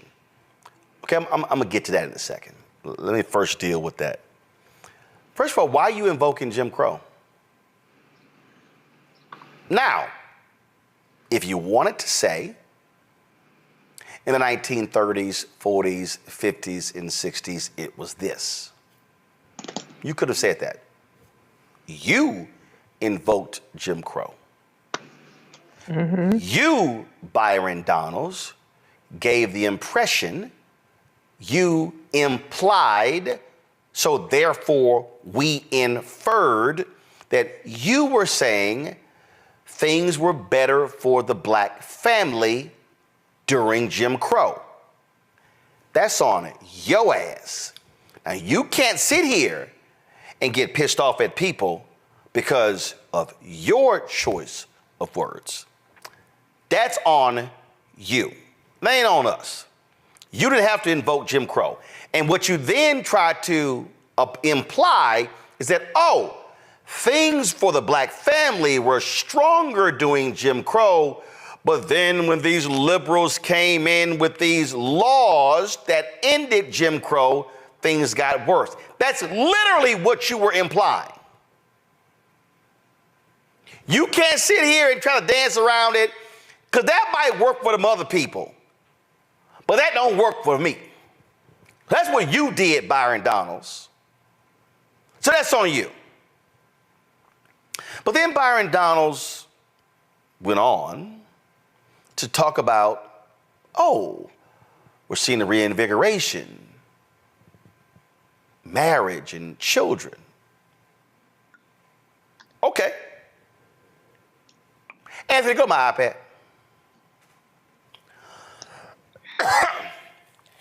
United States Census Bureau. Marriage prevalence for black adults varies by state. District of Columbia had the lowest percentage of married black adults 2015-2019. In this article, written by Chanel Washington, Lakita Walker, it said U.S. marriage rates have been on the decline since the latter half of the 20th century, and both men and women are marrying at a later age, but the decline and delay are even more dramatic among Black adults. The median age at first marriage has risen for both men and women. In 1970, the median age at first marriage was 23.2 years for men, 20.8 years for women. 50 years later, those figures climbed to 30.5 years and 20.81 years, respectively. Although there have been drastic changes in marriage patterns for all race and Hispanic origin groups, differences have been especially pronounced for non-Hispanic Black adults. 1970, 35.6% of Black men and 27.7% of Black women were never married. But by 2020, these percentages had jumped to 51.4% for Black men and 47.5% for Black women.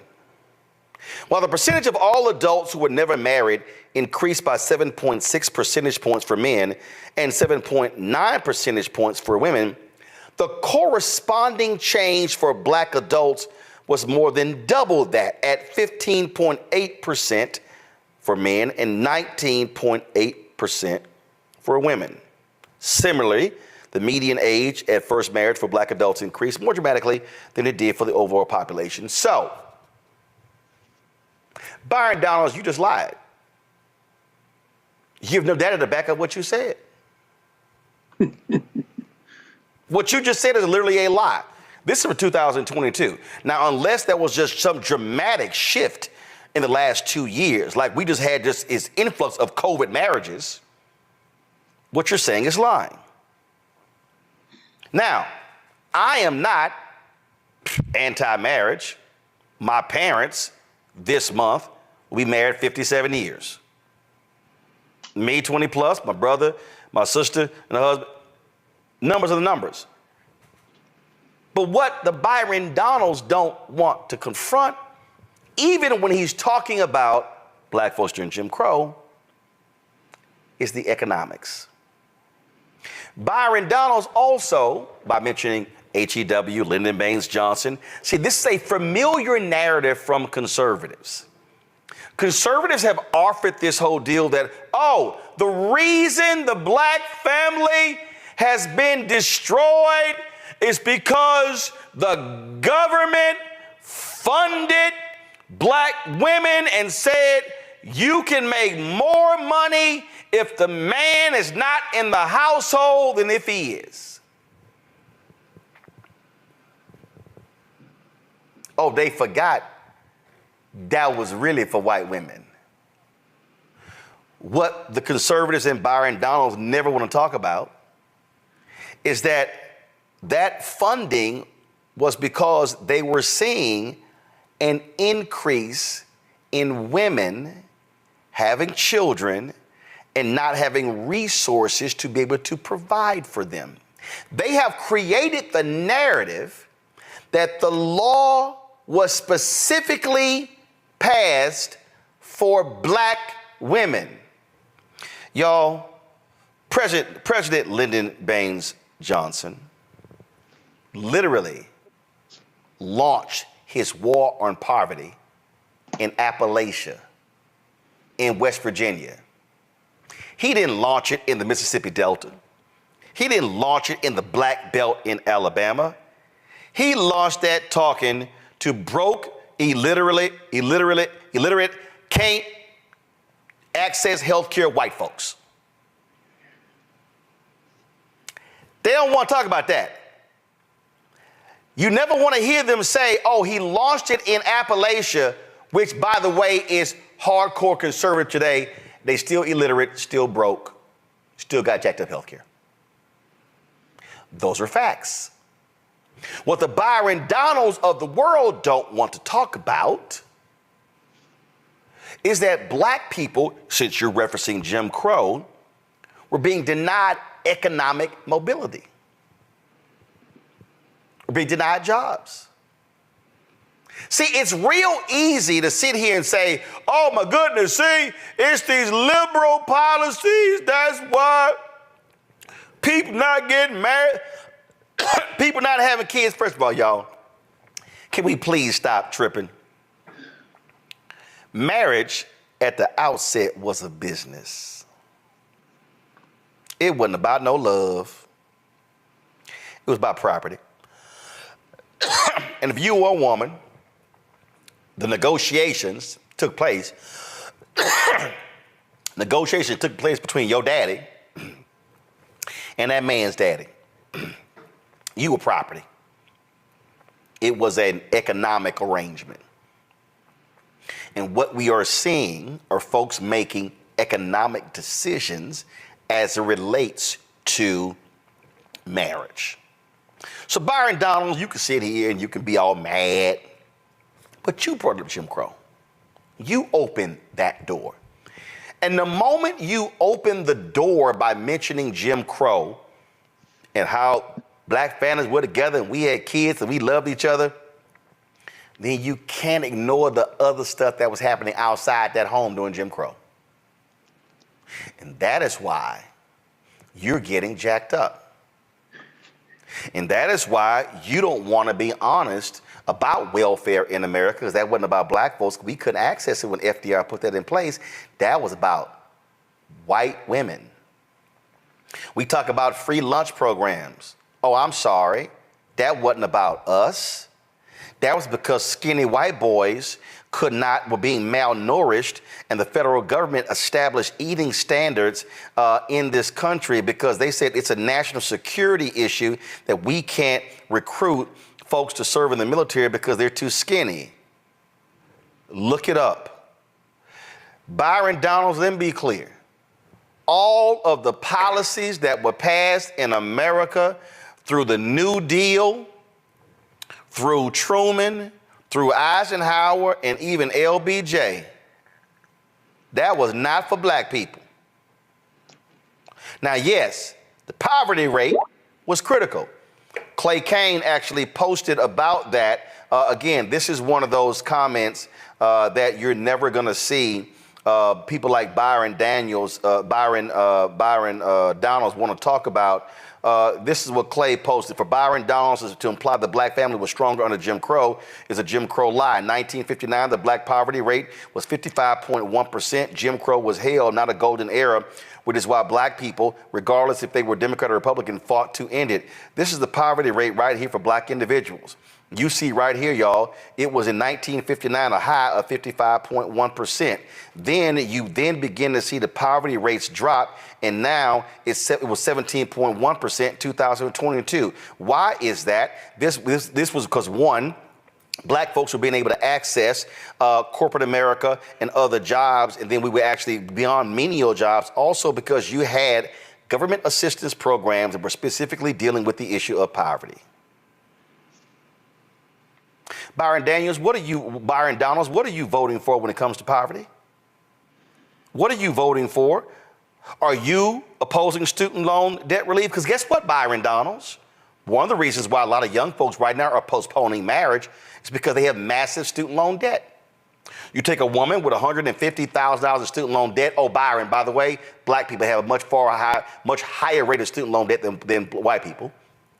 So if you got a black woman with $150,000 in student loan debt, you got a brother with $100,000 in student loan debt, you got two people with $250,000 in student loan debt. Oh, I'm sorry, your party hates student loan debt relief. So now we have, of course, a tax on the Fearless Fund, affirmative action being wiped out in colleges. Your same conservatives want to get rid of all the programs in corporate America that actually help black folks and others in a limited way. But then you want to talk about liberal poverty programs that ran the black man out the family. I'm sorry, aren't you in the same party that got upset when people were getting increased amounts of money during COVID for unemployment? I recall a certain Senator, Lindsey Graham, complaining that people were making more money off unemployment insurance than when they were on jobs. And so South Carolina was one of the first states to actually slash unemployment benefits. Oh, guess what? South Carolina also lagged behind everybody else in recovering from COVID because fewer people had money. So I want all y'all to understand when the people like Bryon Donalds loves talking about black folks in the black family and economics, you then need to go to the next level and say, but what is your voting pattern on economics as it relates to individuals and families? Bryon Donalds, let me ask you a question. Did you want to get rid of the child tax credit? Did you want to get rid of assistance to folks to aid them out of these programs? Oh, I would love to get his response to that. Folk, when folk like Bryon Donalds run their mouths, just listen. And when you have to still be explaining 3 days after the fact what you said, that means your ass wasn't clear. So you can't blame everybody else. That's on you. Lauren? Bryon Donalds does not have any expertise in any of this subject matter. He surely cannot speak for over 40 million people in the country. He has no idea what he's talking about. So this is kind of an interesting proposition to be analyzing really anything that he says. And part of the misinfo, disinfo campaign from the Republican Party is to find black people who will say dumb things like this and put it out there so that they can then reference these dumb things. And, so he's teamed up with Tim Scott and Mark Robinson and all the rest to say these things about black America. And, of course, leaving out things like the war on drugs, the school to prison pipeline, the disproportionate incarceration, the sort of effort in this country to be extremely unjust when it comes to black men and really taking them out of communities in one way or the other. And when you give people felonies, you take away their ability to earn a living. I mean, that is a huge issue that no one talks about. Even Democrats rarely talk about that. So while everybody is so, wanting to talk about these issues, I'm not sure, again, you're right. I don't know why you brought up Jim Crow. But I just think he has absolutely no idea what he's talking about. So it kind of is very hard to analyze somebody that has no idea what they're talking about. But it just sort of fits in line with the usual thing of wanting to blame black people for the things that this country historically has put upon them. That's always their go-to.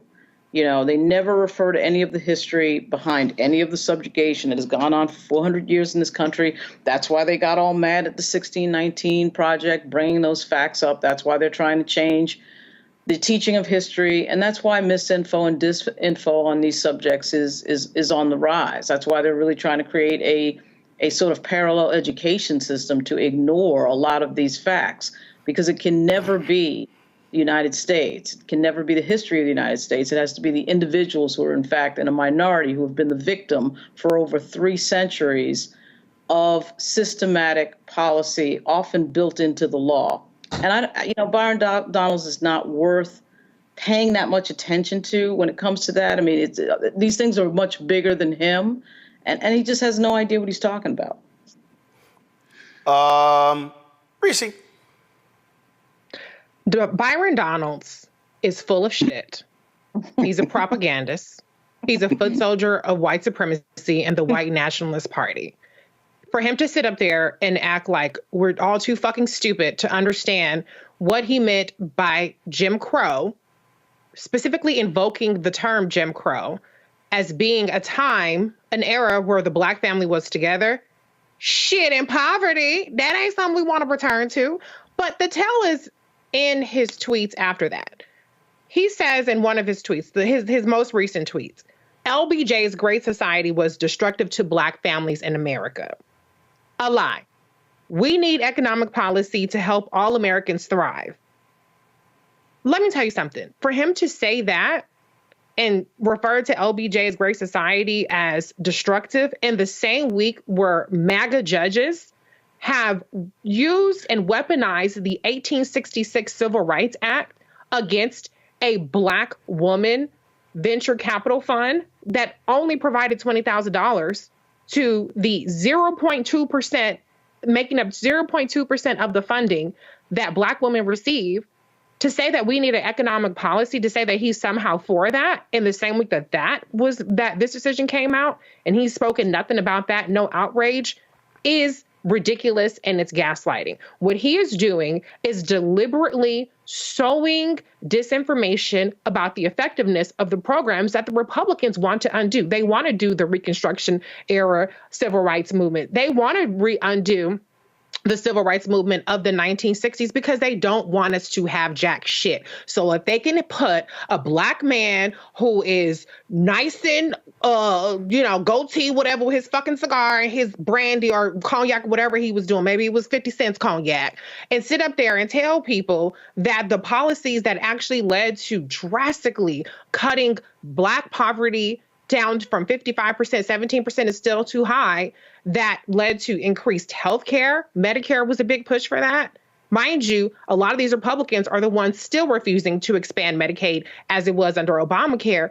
It's just disgusting, despicable behavior. We're not stupid, Byron Donalds. We see right through you. Unfortunately for us, though, he's picked a good time to be a propagandist, him and Tim Scott and all these other black Republican grifters, because people are beyond low information voters. They are very susceptible to this kind of disinformation. And while they're doing that, the Edward Blooms and the Republicans are marching right along, undoing all of the gains that have been made because of programs like the Great Society. So don't sit up there and patronize us and try to act like you're the victim. And to the mainstream media that continues to platform him under the guise of having a discussion and trying to challenge him, but what you're doing is you're allowing him to perpetuate this disinformation. Y'all need to think twice about this shit too. Greg? Yeah, I agree with everything that's been said.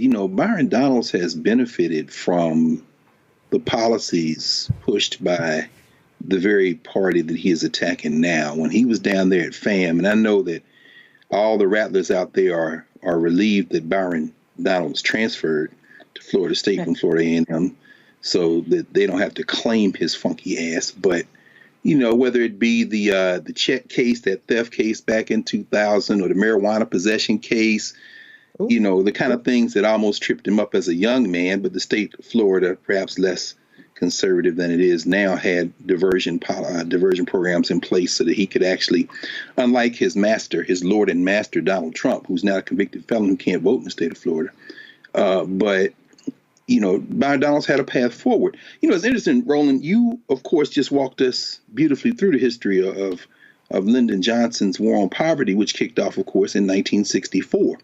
That was the same year of a Supreme Court case, McLaughlin versus Florida. They had a law on the books in Florida that said that a white man and a black woman, or a black man and a white woman, could not cohabitate if they were not married. And at the time, Florida was one of 17 states that banned interracial marriage. Of course, the Supreme Court said that was a violation of the 14th Amendment. And as you say, Reese, that Civil Rights Act of 1866, which presages the 14th Amendment, that now, because of the colorblindness of the white nationalists on the federal bench, another reason to vote, to prevent putting more of them on, including a couple on the Supreme Court, as you said, Roland, that's how they can weaponize these laws that were passed to do the exact opposite of what the white nationalists are doing with it now.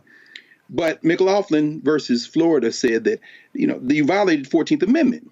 So they struck that law down. 3 short years later, of course, you had Loving versus Virginia, which made interracial marriage constitutional.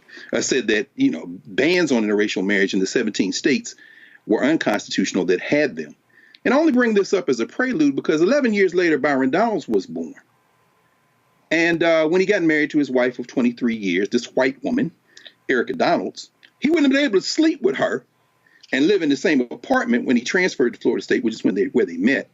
Had he been living in the state, had he been alive and a young man at the time, 19-year-old, sniffing around Florida State looking for a girlfriend, at least, Tim, did you get that sand off your knee? What happened to your girlfriend? I saw you propose. Anyway, point is this. He wouldn't be able to sleep with her and live with her because it's been against the law. In fact, his marriage would be against the law. I mean, I don't know why Byron Donalds is talking about the black family, but I'll leave that as a footnote. Finally, he's auditioning for vice president, of course. They're all kissing that booty, little Marco and Byron and as you did so beautifully, Tim Scott and so many others are auditioning. But the New York Times had an article a couple of weeks ago on his wife, this Moms for Liberty board sitting getting 10% of her company's money from the state of Florida charter school hustle, Erica Donalds. Erica Donalds might be caping to be the Secretary of Education in the second Trump administration. Byron's going to do whatever the hell he can to get his wife perhaps that job, and he can get into social circles. Hey, you love who you want, but damn, bruh, why you got to bring up Jim Crow? Which, by the way, I have my own opinions about in terms of the black family. Let's be very clear. I don't know. We probably need to talk about the nature of black cultural grounding and how it has changed and hadn't changed over the arc, because I won't necessarily get into that. But Byron, you don't want to go back to the days of Jim Crow, you or Clarence Thomas, because you couldn't have the woman of your dreams. Well, anyway, I'll stop with that. So I told y'all in terms of how, again, you see the line, the massive line that's going on, and we have refuted this nonsense over and over and over again. But I want to show y'all again, this is what happens when Donald Trump lies, and then folks like Senator Tim Scott runs to Fox News and constantly, he is lying on CNN and MSNBC, and it doesn't go to MSNBC, CNN and Fox News, over and over and over again. I'm talking about massive lies. I'm about to play some for y'all, and if y'all want to just hear sheer stupidity, just watch this. I funded the colleges and black colleges and universities. Nobody else did that. Nobody else even thought of it. And I funded the colleges and black colleges and universities. Nobody else did that. Nobody else even thought of it. And I funded the colleges and black colleges and universities. Nobody else did that. Nobody else even thought of it. And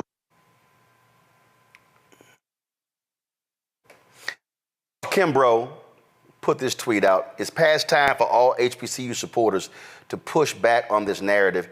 HBCUs have received federal funding since 1966. This is the graphic that Walter posted. This is Title III funding from 1966 through 1997. Y'all, these are the facts. Now, let me explain to y'all what you have going on here. The lie that Donald Trump keeps promoting. First, it was a $250 million program that first happened under President George W. Bush. It was continued under President Barack Obama. Actually, it expired. They actually reauthorized it. Now, it's a $250 million program. Now, here's what's interesting, folks. Again, people don't want to deal with. Only about 90 million of that program goes to HBCUs. It is called the Future Act. The additional money goes to Hispanic serving institutions, okay? That's what it is, okay? The Trump folks zeroed the program out in their budget, meaning they ended it. It was Congresswoman Alma Adams, Congressman Bobby Scott, and Democrats who said, no, we putting this back in. Fought for it. When it went over to the Senate, they filibustered it. Senator Lamar Alexander of Tennessee, and then Representative Adams, Representative Scott, and others were pressing them. When the HBCU presidents had their meetings here in D.C., and when he brought them to the White House, remember the whole photo, they all standing behind him, and Kellyanne Conway with her little country ass, shoes off, knees all in the Oval Office couch on her phone. They said, we need to push this particular bill. Then he goes, a win. So, let me get involved in this. And so what he then did was he then tried to claim that he was the one who came up with it. It wouldn't have happened without him. So I don't know what we are to do. Y'all, Anthony, go to my iPad. Y'all see this right here? HR 5363, who the sponsor is, right here. Committees, House Education and Labor, who's the chair of that subcommittee, Congressman Bobby Scott. Y'all, that's what happened. Donald Trump is lying, Tim Scott is lying, and anybody else who's out here talking about, how Trump was a savior to black people, and you notice they never ever give a number. Donald Trump has done more funding. This is Tim Scott. Donald Trump funded black colleges more than anybody else. And you never hear Margaret Brennan. You don't even hear Abby Phillips. You don't hear any of these people saying, Senator, can you give me the number? Can you tell me how much HBCUs received in funding under the Trump administration? You never hear them ask that question because they're not well versed on these topics. Well, there's a weird sort of agreement, too, of just not wanting to counter these people or have sort of this sort of both sides thing that it's going on, where the media, instead of protecting the truth, lets these people say this stuff over and over again. Because they don't know jack. Let's be real clear, Lauren. They don't know jack about HBCUs. They don't. Even the black people on mainstream television, they don't. But really, also on top of that, I mean, remember when everybody was tied up in knots 4 or 5 years ago over whether or not we should use the word liar when it came to... Oh, yeah, I remember. Liar. Should we use the word liar? That entire ridiculous conversation. And what they were doing was getting on national television and repeating lies over and over again, knowing that that would platform it, and knowing that about 60 or 70% of the audience was going to believe it. Until finally the media started to wake up. But yeah, to your point, they don't know anything about HBCU funding, so that's the other problem. You know, but it's amazing to me the extent to which straight up lying gets routinely platformed on national TV. It happens all the time. Mm-hmm. These folks, they're lying, and here's this is where misinformation comes in. You got Negroes running around left and right, Greg, coming back at me on social media, repeating the lie because Donald Trump repeated the lie and made it sound like he was the savior of HBCUs. 16 billion. This is also why. Wait, go ahead and comment on that, Greg. No. I mean, all I was going to say, thank you, Roland, is that, you know, they have figured out the strategy. The question you asked a few minutes ago is the question: how do we counter it? It's got to be a multi-pronged strategy. And, you know, Reese, thank you again for distinguishing between dis and misinformation. Trump has figured it out. Let's just take our hat off to him. It doesn't matter whether it happened. You just have to. The fool said a couple of days ago he never said lock her up. It doesn't matter. You know, the Roots picnic was this past weekend in Philly. And back in February, when Sexy Red was added to the lineup for the Roots picnic, Questlove defended it, said, you know, we want to have diversity. Yeah, people listen to Sexy Red just like they listen to 50 Cent, just like they listen to other people stupidly, Lil Wayne and them coming around, you know, talking crazy. Sexy Red, oh yeah, man, Trump was giving out them checks. The challenge is, how do you counter foolishness? How do you counter lies? You counter them with facts.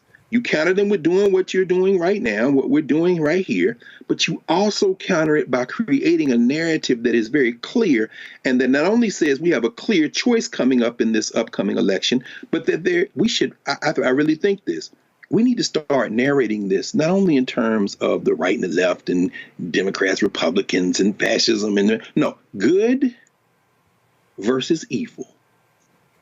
I mean, you know, black folk gonna go spend their money on a Tyler Perry movie, gonna watch every possible iteration of 50 Cent's pathology stuff on Stars and all this kind of stuff, you know, and people generally like good guys and bad guys. You can't counter a straight liar who will look you in the face and say anything. It's just like when we were children. Somebody breaks something and one sibling come in and say, I didn't do it. The other sibling says, I got evidence. But if you get into too big of a back and forth with the one who's telling a bold-faced lie, both of y'all take an L. At some point, you got to decide that this is a bright line. And when you have the courage of your convictions, you were not going to stop them from lying, but you can back people up off of you with the simple fact that no, we got to do. I mean, you know, it's done here, but it's not just about a matter of fact. He know he lying. He knows he's lying. He understands it's effective though, because most people ain't gonna check it out. Yep. In fact, again, Reese, here is lying Tim Scott. This ain't even, this your opinion. No, this right here is Senator Tim Scott lying on Fox News. Listen. Who's the president who brought the most money in for historically black colleges and universities? Donald Trump. Straight ass lie. Just like straight lie. I'm gonna watch this here. Listen to this here. This is another conversation on Fox News.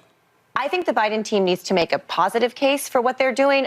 Investment in HBCUs. He just had a bunch of them to the White House, of their leaders recently.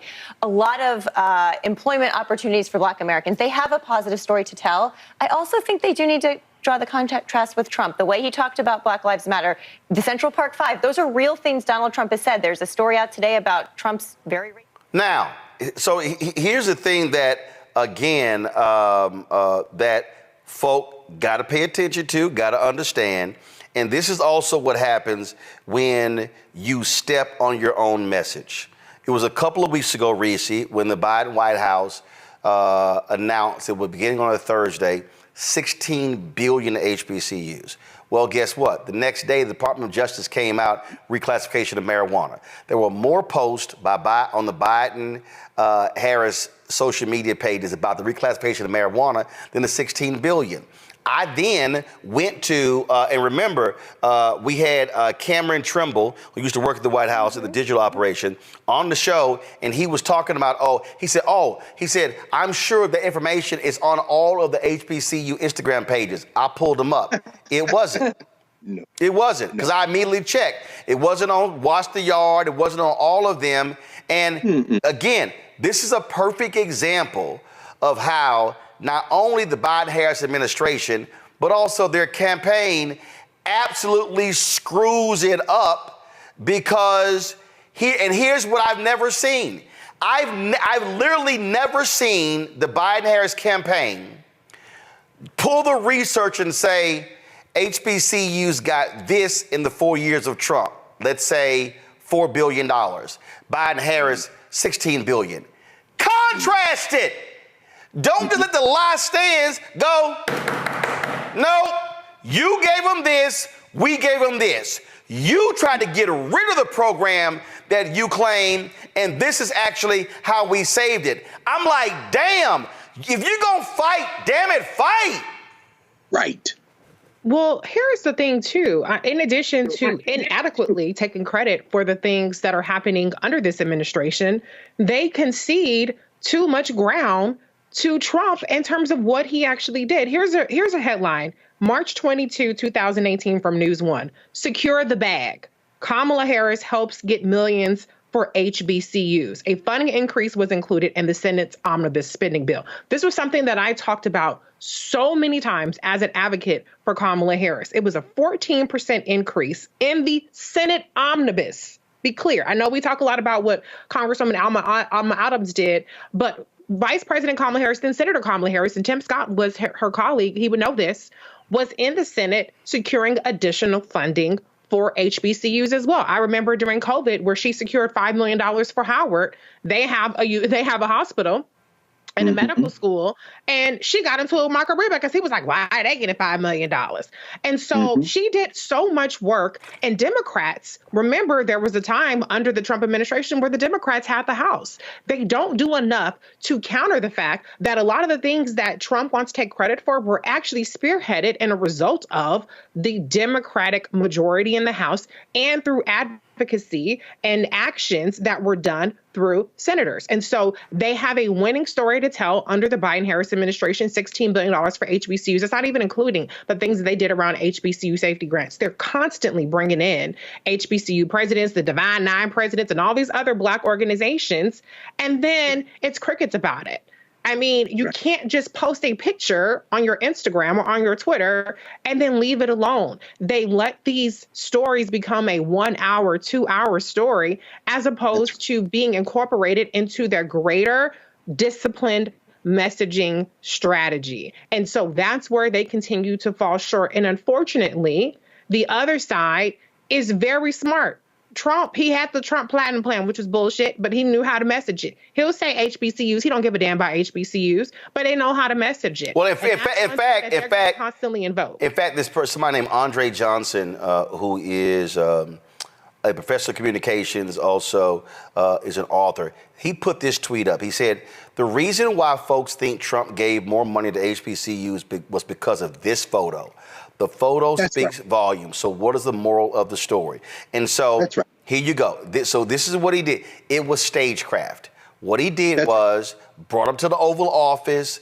Look at all the folks sitting here. Not everybody sitting here, skinning and grinning in this photo. But that's the whole deal. You brought them all in the Oval Office and gave the impression, oh, I just love y'all, when he was really trying to slit their throats until Congresswoman Alma Adams, Congressman Bobby Scott said, no, we're not going to let that happen. Roland, me injecting that. Well, you saw the photograph. Hold on. Greg, then Reese, then Lauren. Go.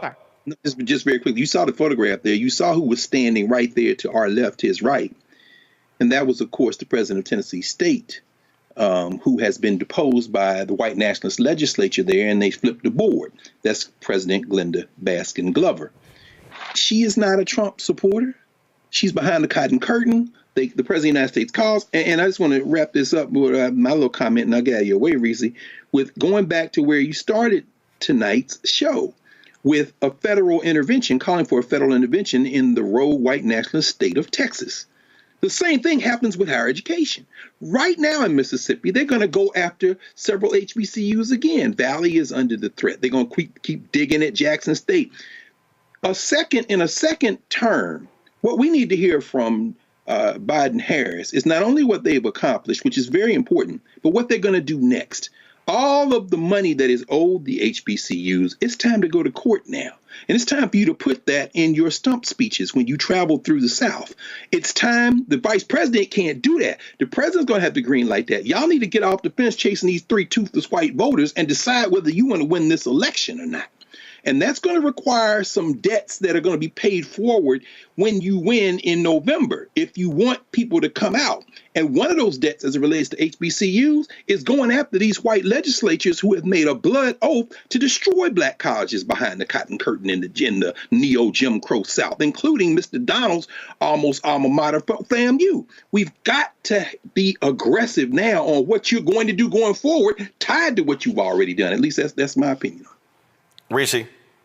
Yeah, I agree. I completely agree with Dr. Carr. You have to take credit, but you have to contrast. I mean, look at what Trump did. I did this. Nobody else did it before me. Nobody else thought about it until I did it. He's always contrasting when he takes credit. Too often, this administration and their messaging, they don't contrast between what they've done and what the other side is doing. Like to Dr. Carr's point said, when they're talking about the HBCU funding and the support they have, they need to be contrasting to what the Republican governors are doing across the states when it comes to HBCUs, as well as to these DEI departments that are being dismantled. I haven't heard enough about outrage around that. Whole departments being shut down in the state of Texas and in the state of Florida. So until they really wrap their minds and their messaging around the fact that you can't just put it in a meme that's $16 billion in big font, you have to learn how to talk and message and contrast and do that with a disciplined, relentless manner, not just you, but your surrogates who are on TV, that are on the radio, that are on the Roland Martin filters, et cetera. If you value them enough to send them here,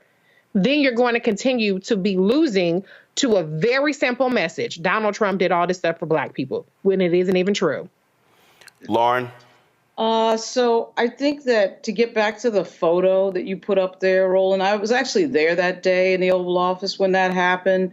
And it's kind of like what just happened to 50 Cent yesterday. You know, he comes in there with a substantive issue and it's all blown away because he takes a picture with Lauren Boebert, you know, and that is generally what happens in this media. Yeah, so first of all, so the photo. This was the other angle. This was the Kellyanne Conway photo I was telling you about.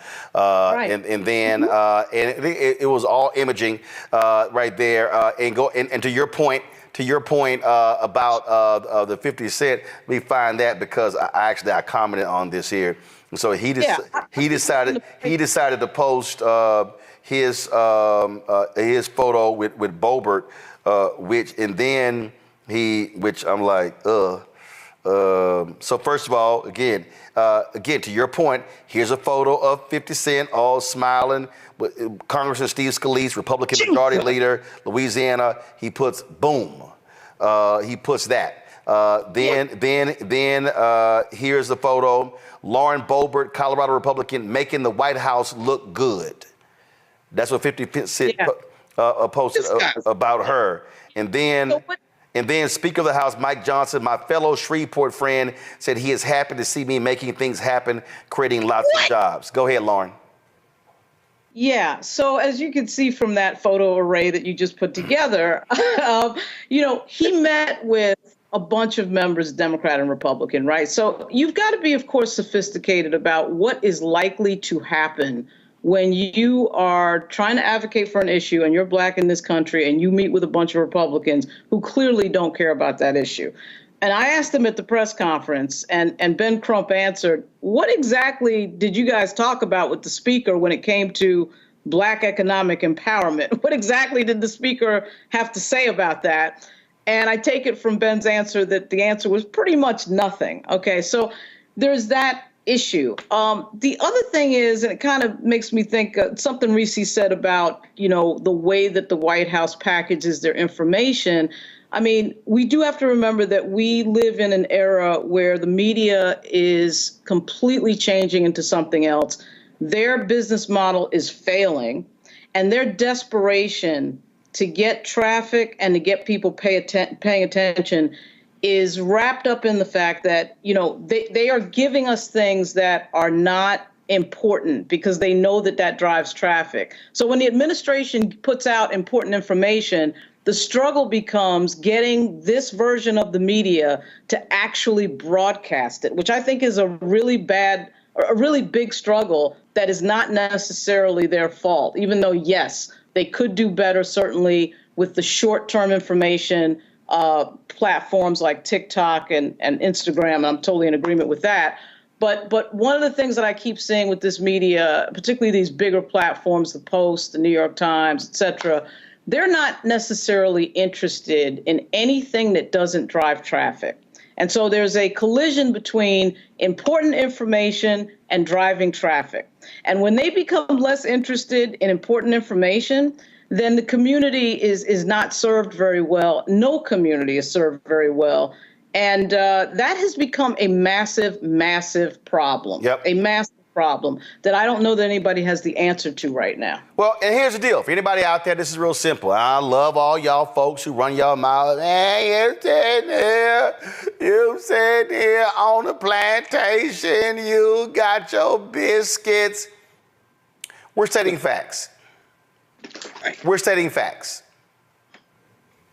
200 federal judges under Biden-Harris, 237 under Trump-Pence. 58 of Biden-Harris's 200 federal judges are black. 4% of Trump's federal judges were black. More than 25% Biden-Harris, 4% for Trump. Facts. Facts. That's what we're going to do between now and November. And so when you have folks say stupid stuff, and what 50 Cent said was stupid about, black men supporting Trump because of RICO charges, that's stupid. It's bullshit. We're going to sit here, and then all the people who are sitting here going, oh my goodness, the Trump White House, they were partnering black people left and right, and they made the First Step Act reality. Fact, Democrats control the House.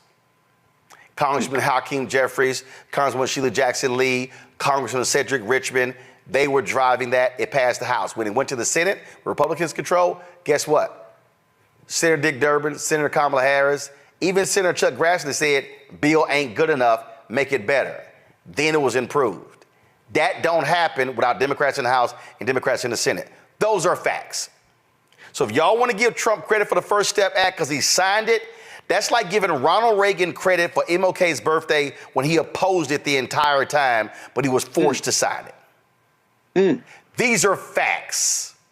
That's right. They're undeniable facts. And I need y'all out there telling your family members and telling your friends who keep believing the bullshit, and even when it comes to student loan debt, facts. Republicans hate student loan debt relief. They don't like the fact that 5 million Americans have seen $167 billion in student loan debt relief. They don't like it. Those are facts. And so we will have, so we're going to have a 2024 conversation between an 81-year-old Joe Biden and a 77-year-old Donald Trump about black people. Then we're going to have a conversation about facts. One patterns and practice investigation in the Trump DOJ. Attorney General Sessions, Attorney General Barr said we're pulling back on investigating police because they feel uncomfortable. 10 under Biden, Harris, and cops have actually been sent to prison for their actions. Facts. If we're going to talk about black facts, we're going to talk about black facts. And let me be real clear, Senator Tim Scott and Congressman Byron Donalds and Congressman Burgess Owens and Congressman John James and Congressman Wesley Hunt. If any of y'all start lying about what Trump did for black people, I'm going to call your black asses out. Come on. Now, if you got a record to stand on, stand on your shit. Come on. Stand on your business. And if you actually did it, I'm going to give you credit, say, yes, that happened. But what you're not going to do is lie to black people and step out with your black face as the front man for the lies and not get called out. I'm just letting y'all know right now. That shit can work with Fox News. Y'all can lie to Will Cain because he don't read like I do. Y'all can lie to Campano and Hegseth, and y'all can lie to Kilmeade and other airhead, Ainsley Earnhardt. You can lie to that child Harris Faulkner because she don't know about none of this black stuff. She ain't got no damn clue. Y'all can lie to all them. You can lie to Shannon Breen. Y'all can lie to this Abby Phillips. Y'all can lie to all these people on CNN, MSNBC. Y'all can lie all y'all want to. But I'm telling you right now, your ass is getting checked. Every day. That's a damn promise. All right, y'all. Hey, Roland, please say a word to our young people and others who are looking to Drink Champs and the Breakfast Club for their information. To fools like Kodak Black who would say that Donald Trump's a Gemini like me, so I'll F's with him. I need all voters, whether you are 18 to 80 plus, to understand when we see something reported, like in the case of David Hilliard, they put the story out, oh, the Black Panthers supporting Trump's. His family immediately contacted us and we had his grandson on the show. We gonna fact check it all. And y'all need to understand, when I see stuff, if I see Envy or Charlemagne, if I see Ebro, if I see Sway, if I see Aaron Burnett on CNN, if I see any of these folks out there if I see somebody lying and they put the stuff out and nobody got corrected, I send them a text. Here the fact, here's what's real. And so I need folk out there. I need y'all to understand. I popped in last night. My man from Earn Your Leisure were having a conversation. There was some stuff that was said that wasn't factual. Guess what? My ass was in the chat room on YouTube going, that ain't true. That ain't true. That ain't true. We don't play propaganda here. We deal in facts here. And we are going to call out anybody that spreads BS, that lies. And let me be real clear. Anybody can get hit. If you say something that's wrong and you don't correct it, I'm telling you right now, I'ma hit you. The philosophy is same. If you do good, I'ma talk about you. If you do bad, I'ma talk about you. At the end of the day, I'ma talk about you. And I ain't got no problem with Donald's coming back on the show. Tim Scott can come back on the show too. As my man, the late Chris Metzler, a black conservative, he always told his black conservative friends, Chris, why you always go on his show? He don't treat you like he treat us. Chris said, because y'all asses lie. He said, Roland don't cuss me out because I don't go on his show lying. And that's what I need y'all to understand. And so if y'all are watching the rest of these people and they start lying and ain't nobody correcting the lie, y'all should stop watching them. But we gonna be here with truth every single day. It does not matter. Lauren, Reese, Greg, I appreciate it. Y'all, I'm gonna talk about the Steve Harvey Golf Tournament tomorrow with that particular video. Some other stories we didn't get to as well because we added some stuff. So this is how we gonna roll, y'all. Oh, by the way, did y'all see, Reese, Greg, and Lauren, did y'all see Dave Rubin post this? It was last week. He posted some video challenging, let me find this real quick. Last week, he posted some video and he was, he was like, all in, he was feeling himself. And he was talking about, if anybody wants to come on my show and dispute what I'm saying. And then he said, I will only debate somebody with a following, a big following. Well, Dave, I got 4 million. So you ain't gonna find that many other people, Dave, with a bigger following than me. And then my followers jumped. I raised my hand. Just like when that punk ass Brandon Tatum said, I debate anybody on George Floyd. I was like Bernie Mac. I was jumping.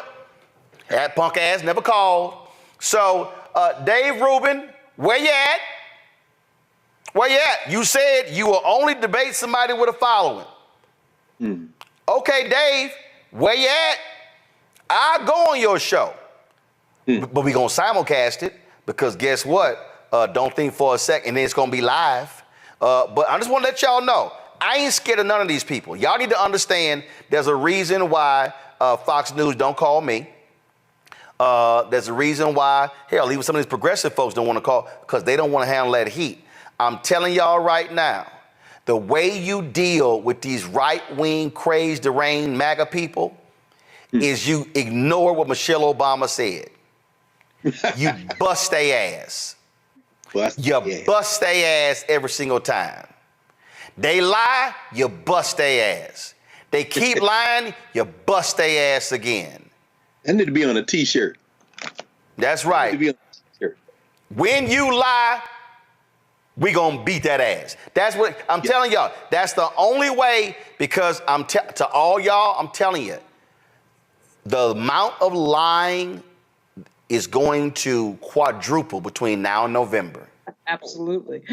And we got to swing on them at every chance we can. Somebody in the chat goes, y'all leave Michelle alone. No, she said when they go low, we go high. Hell no.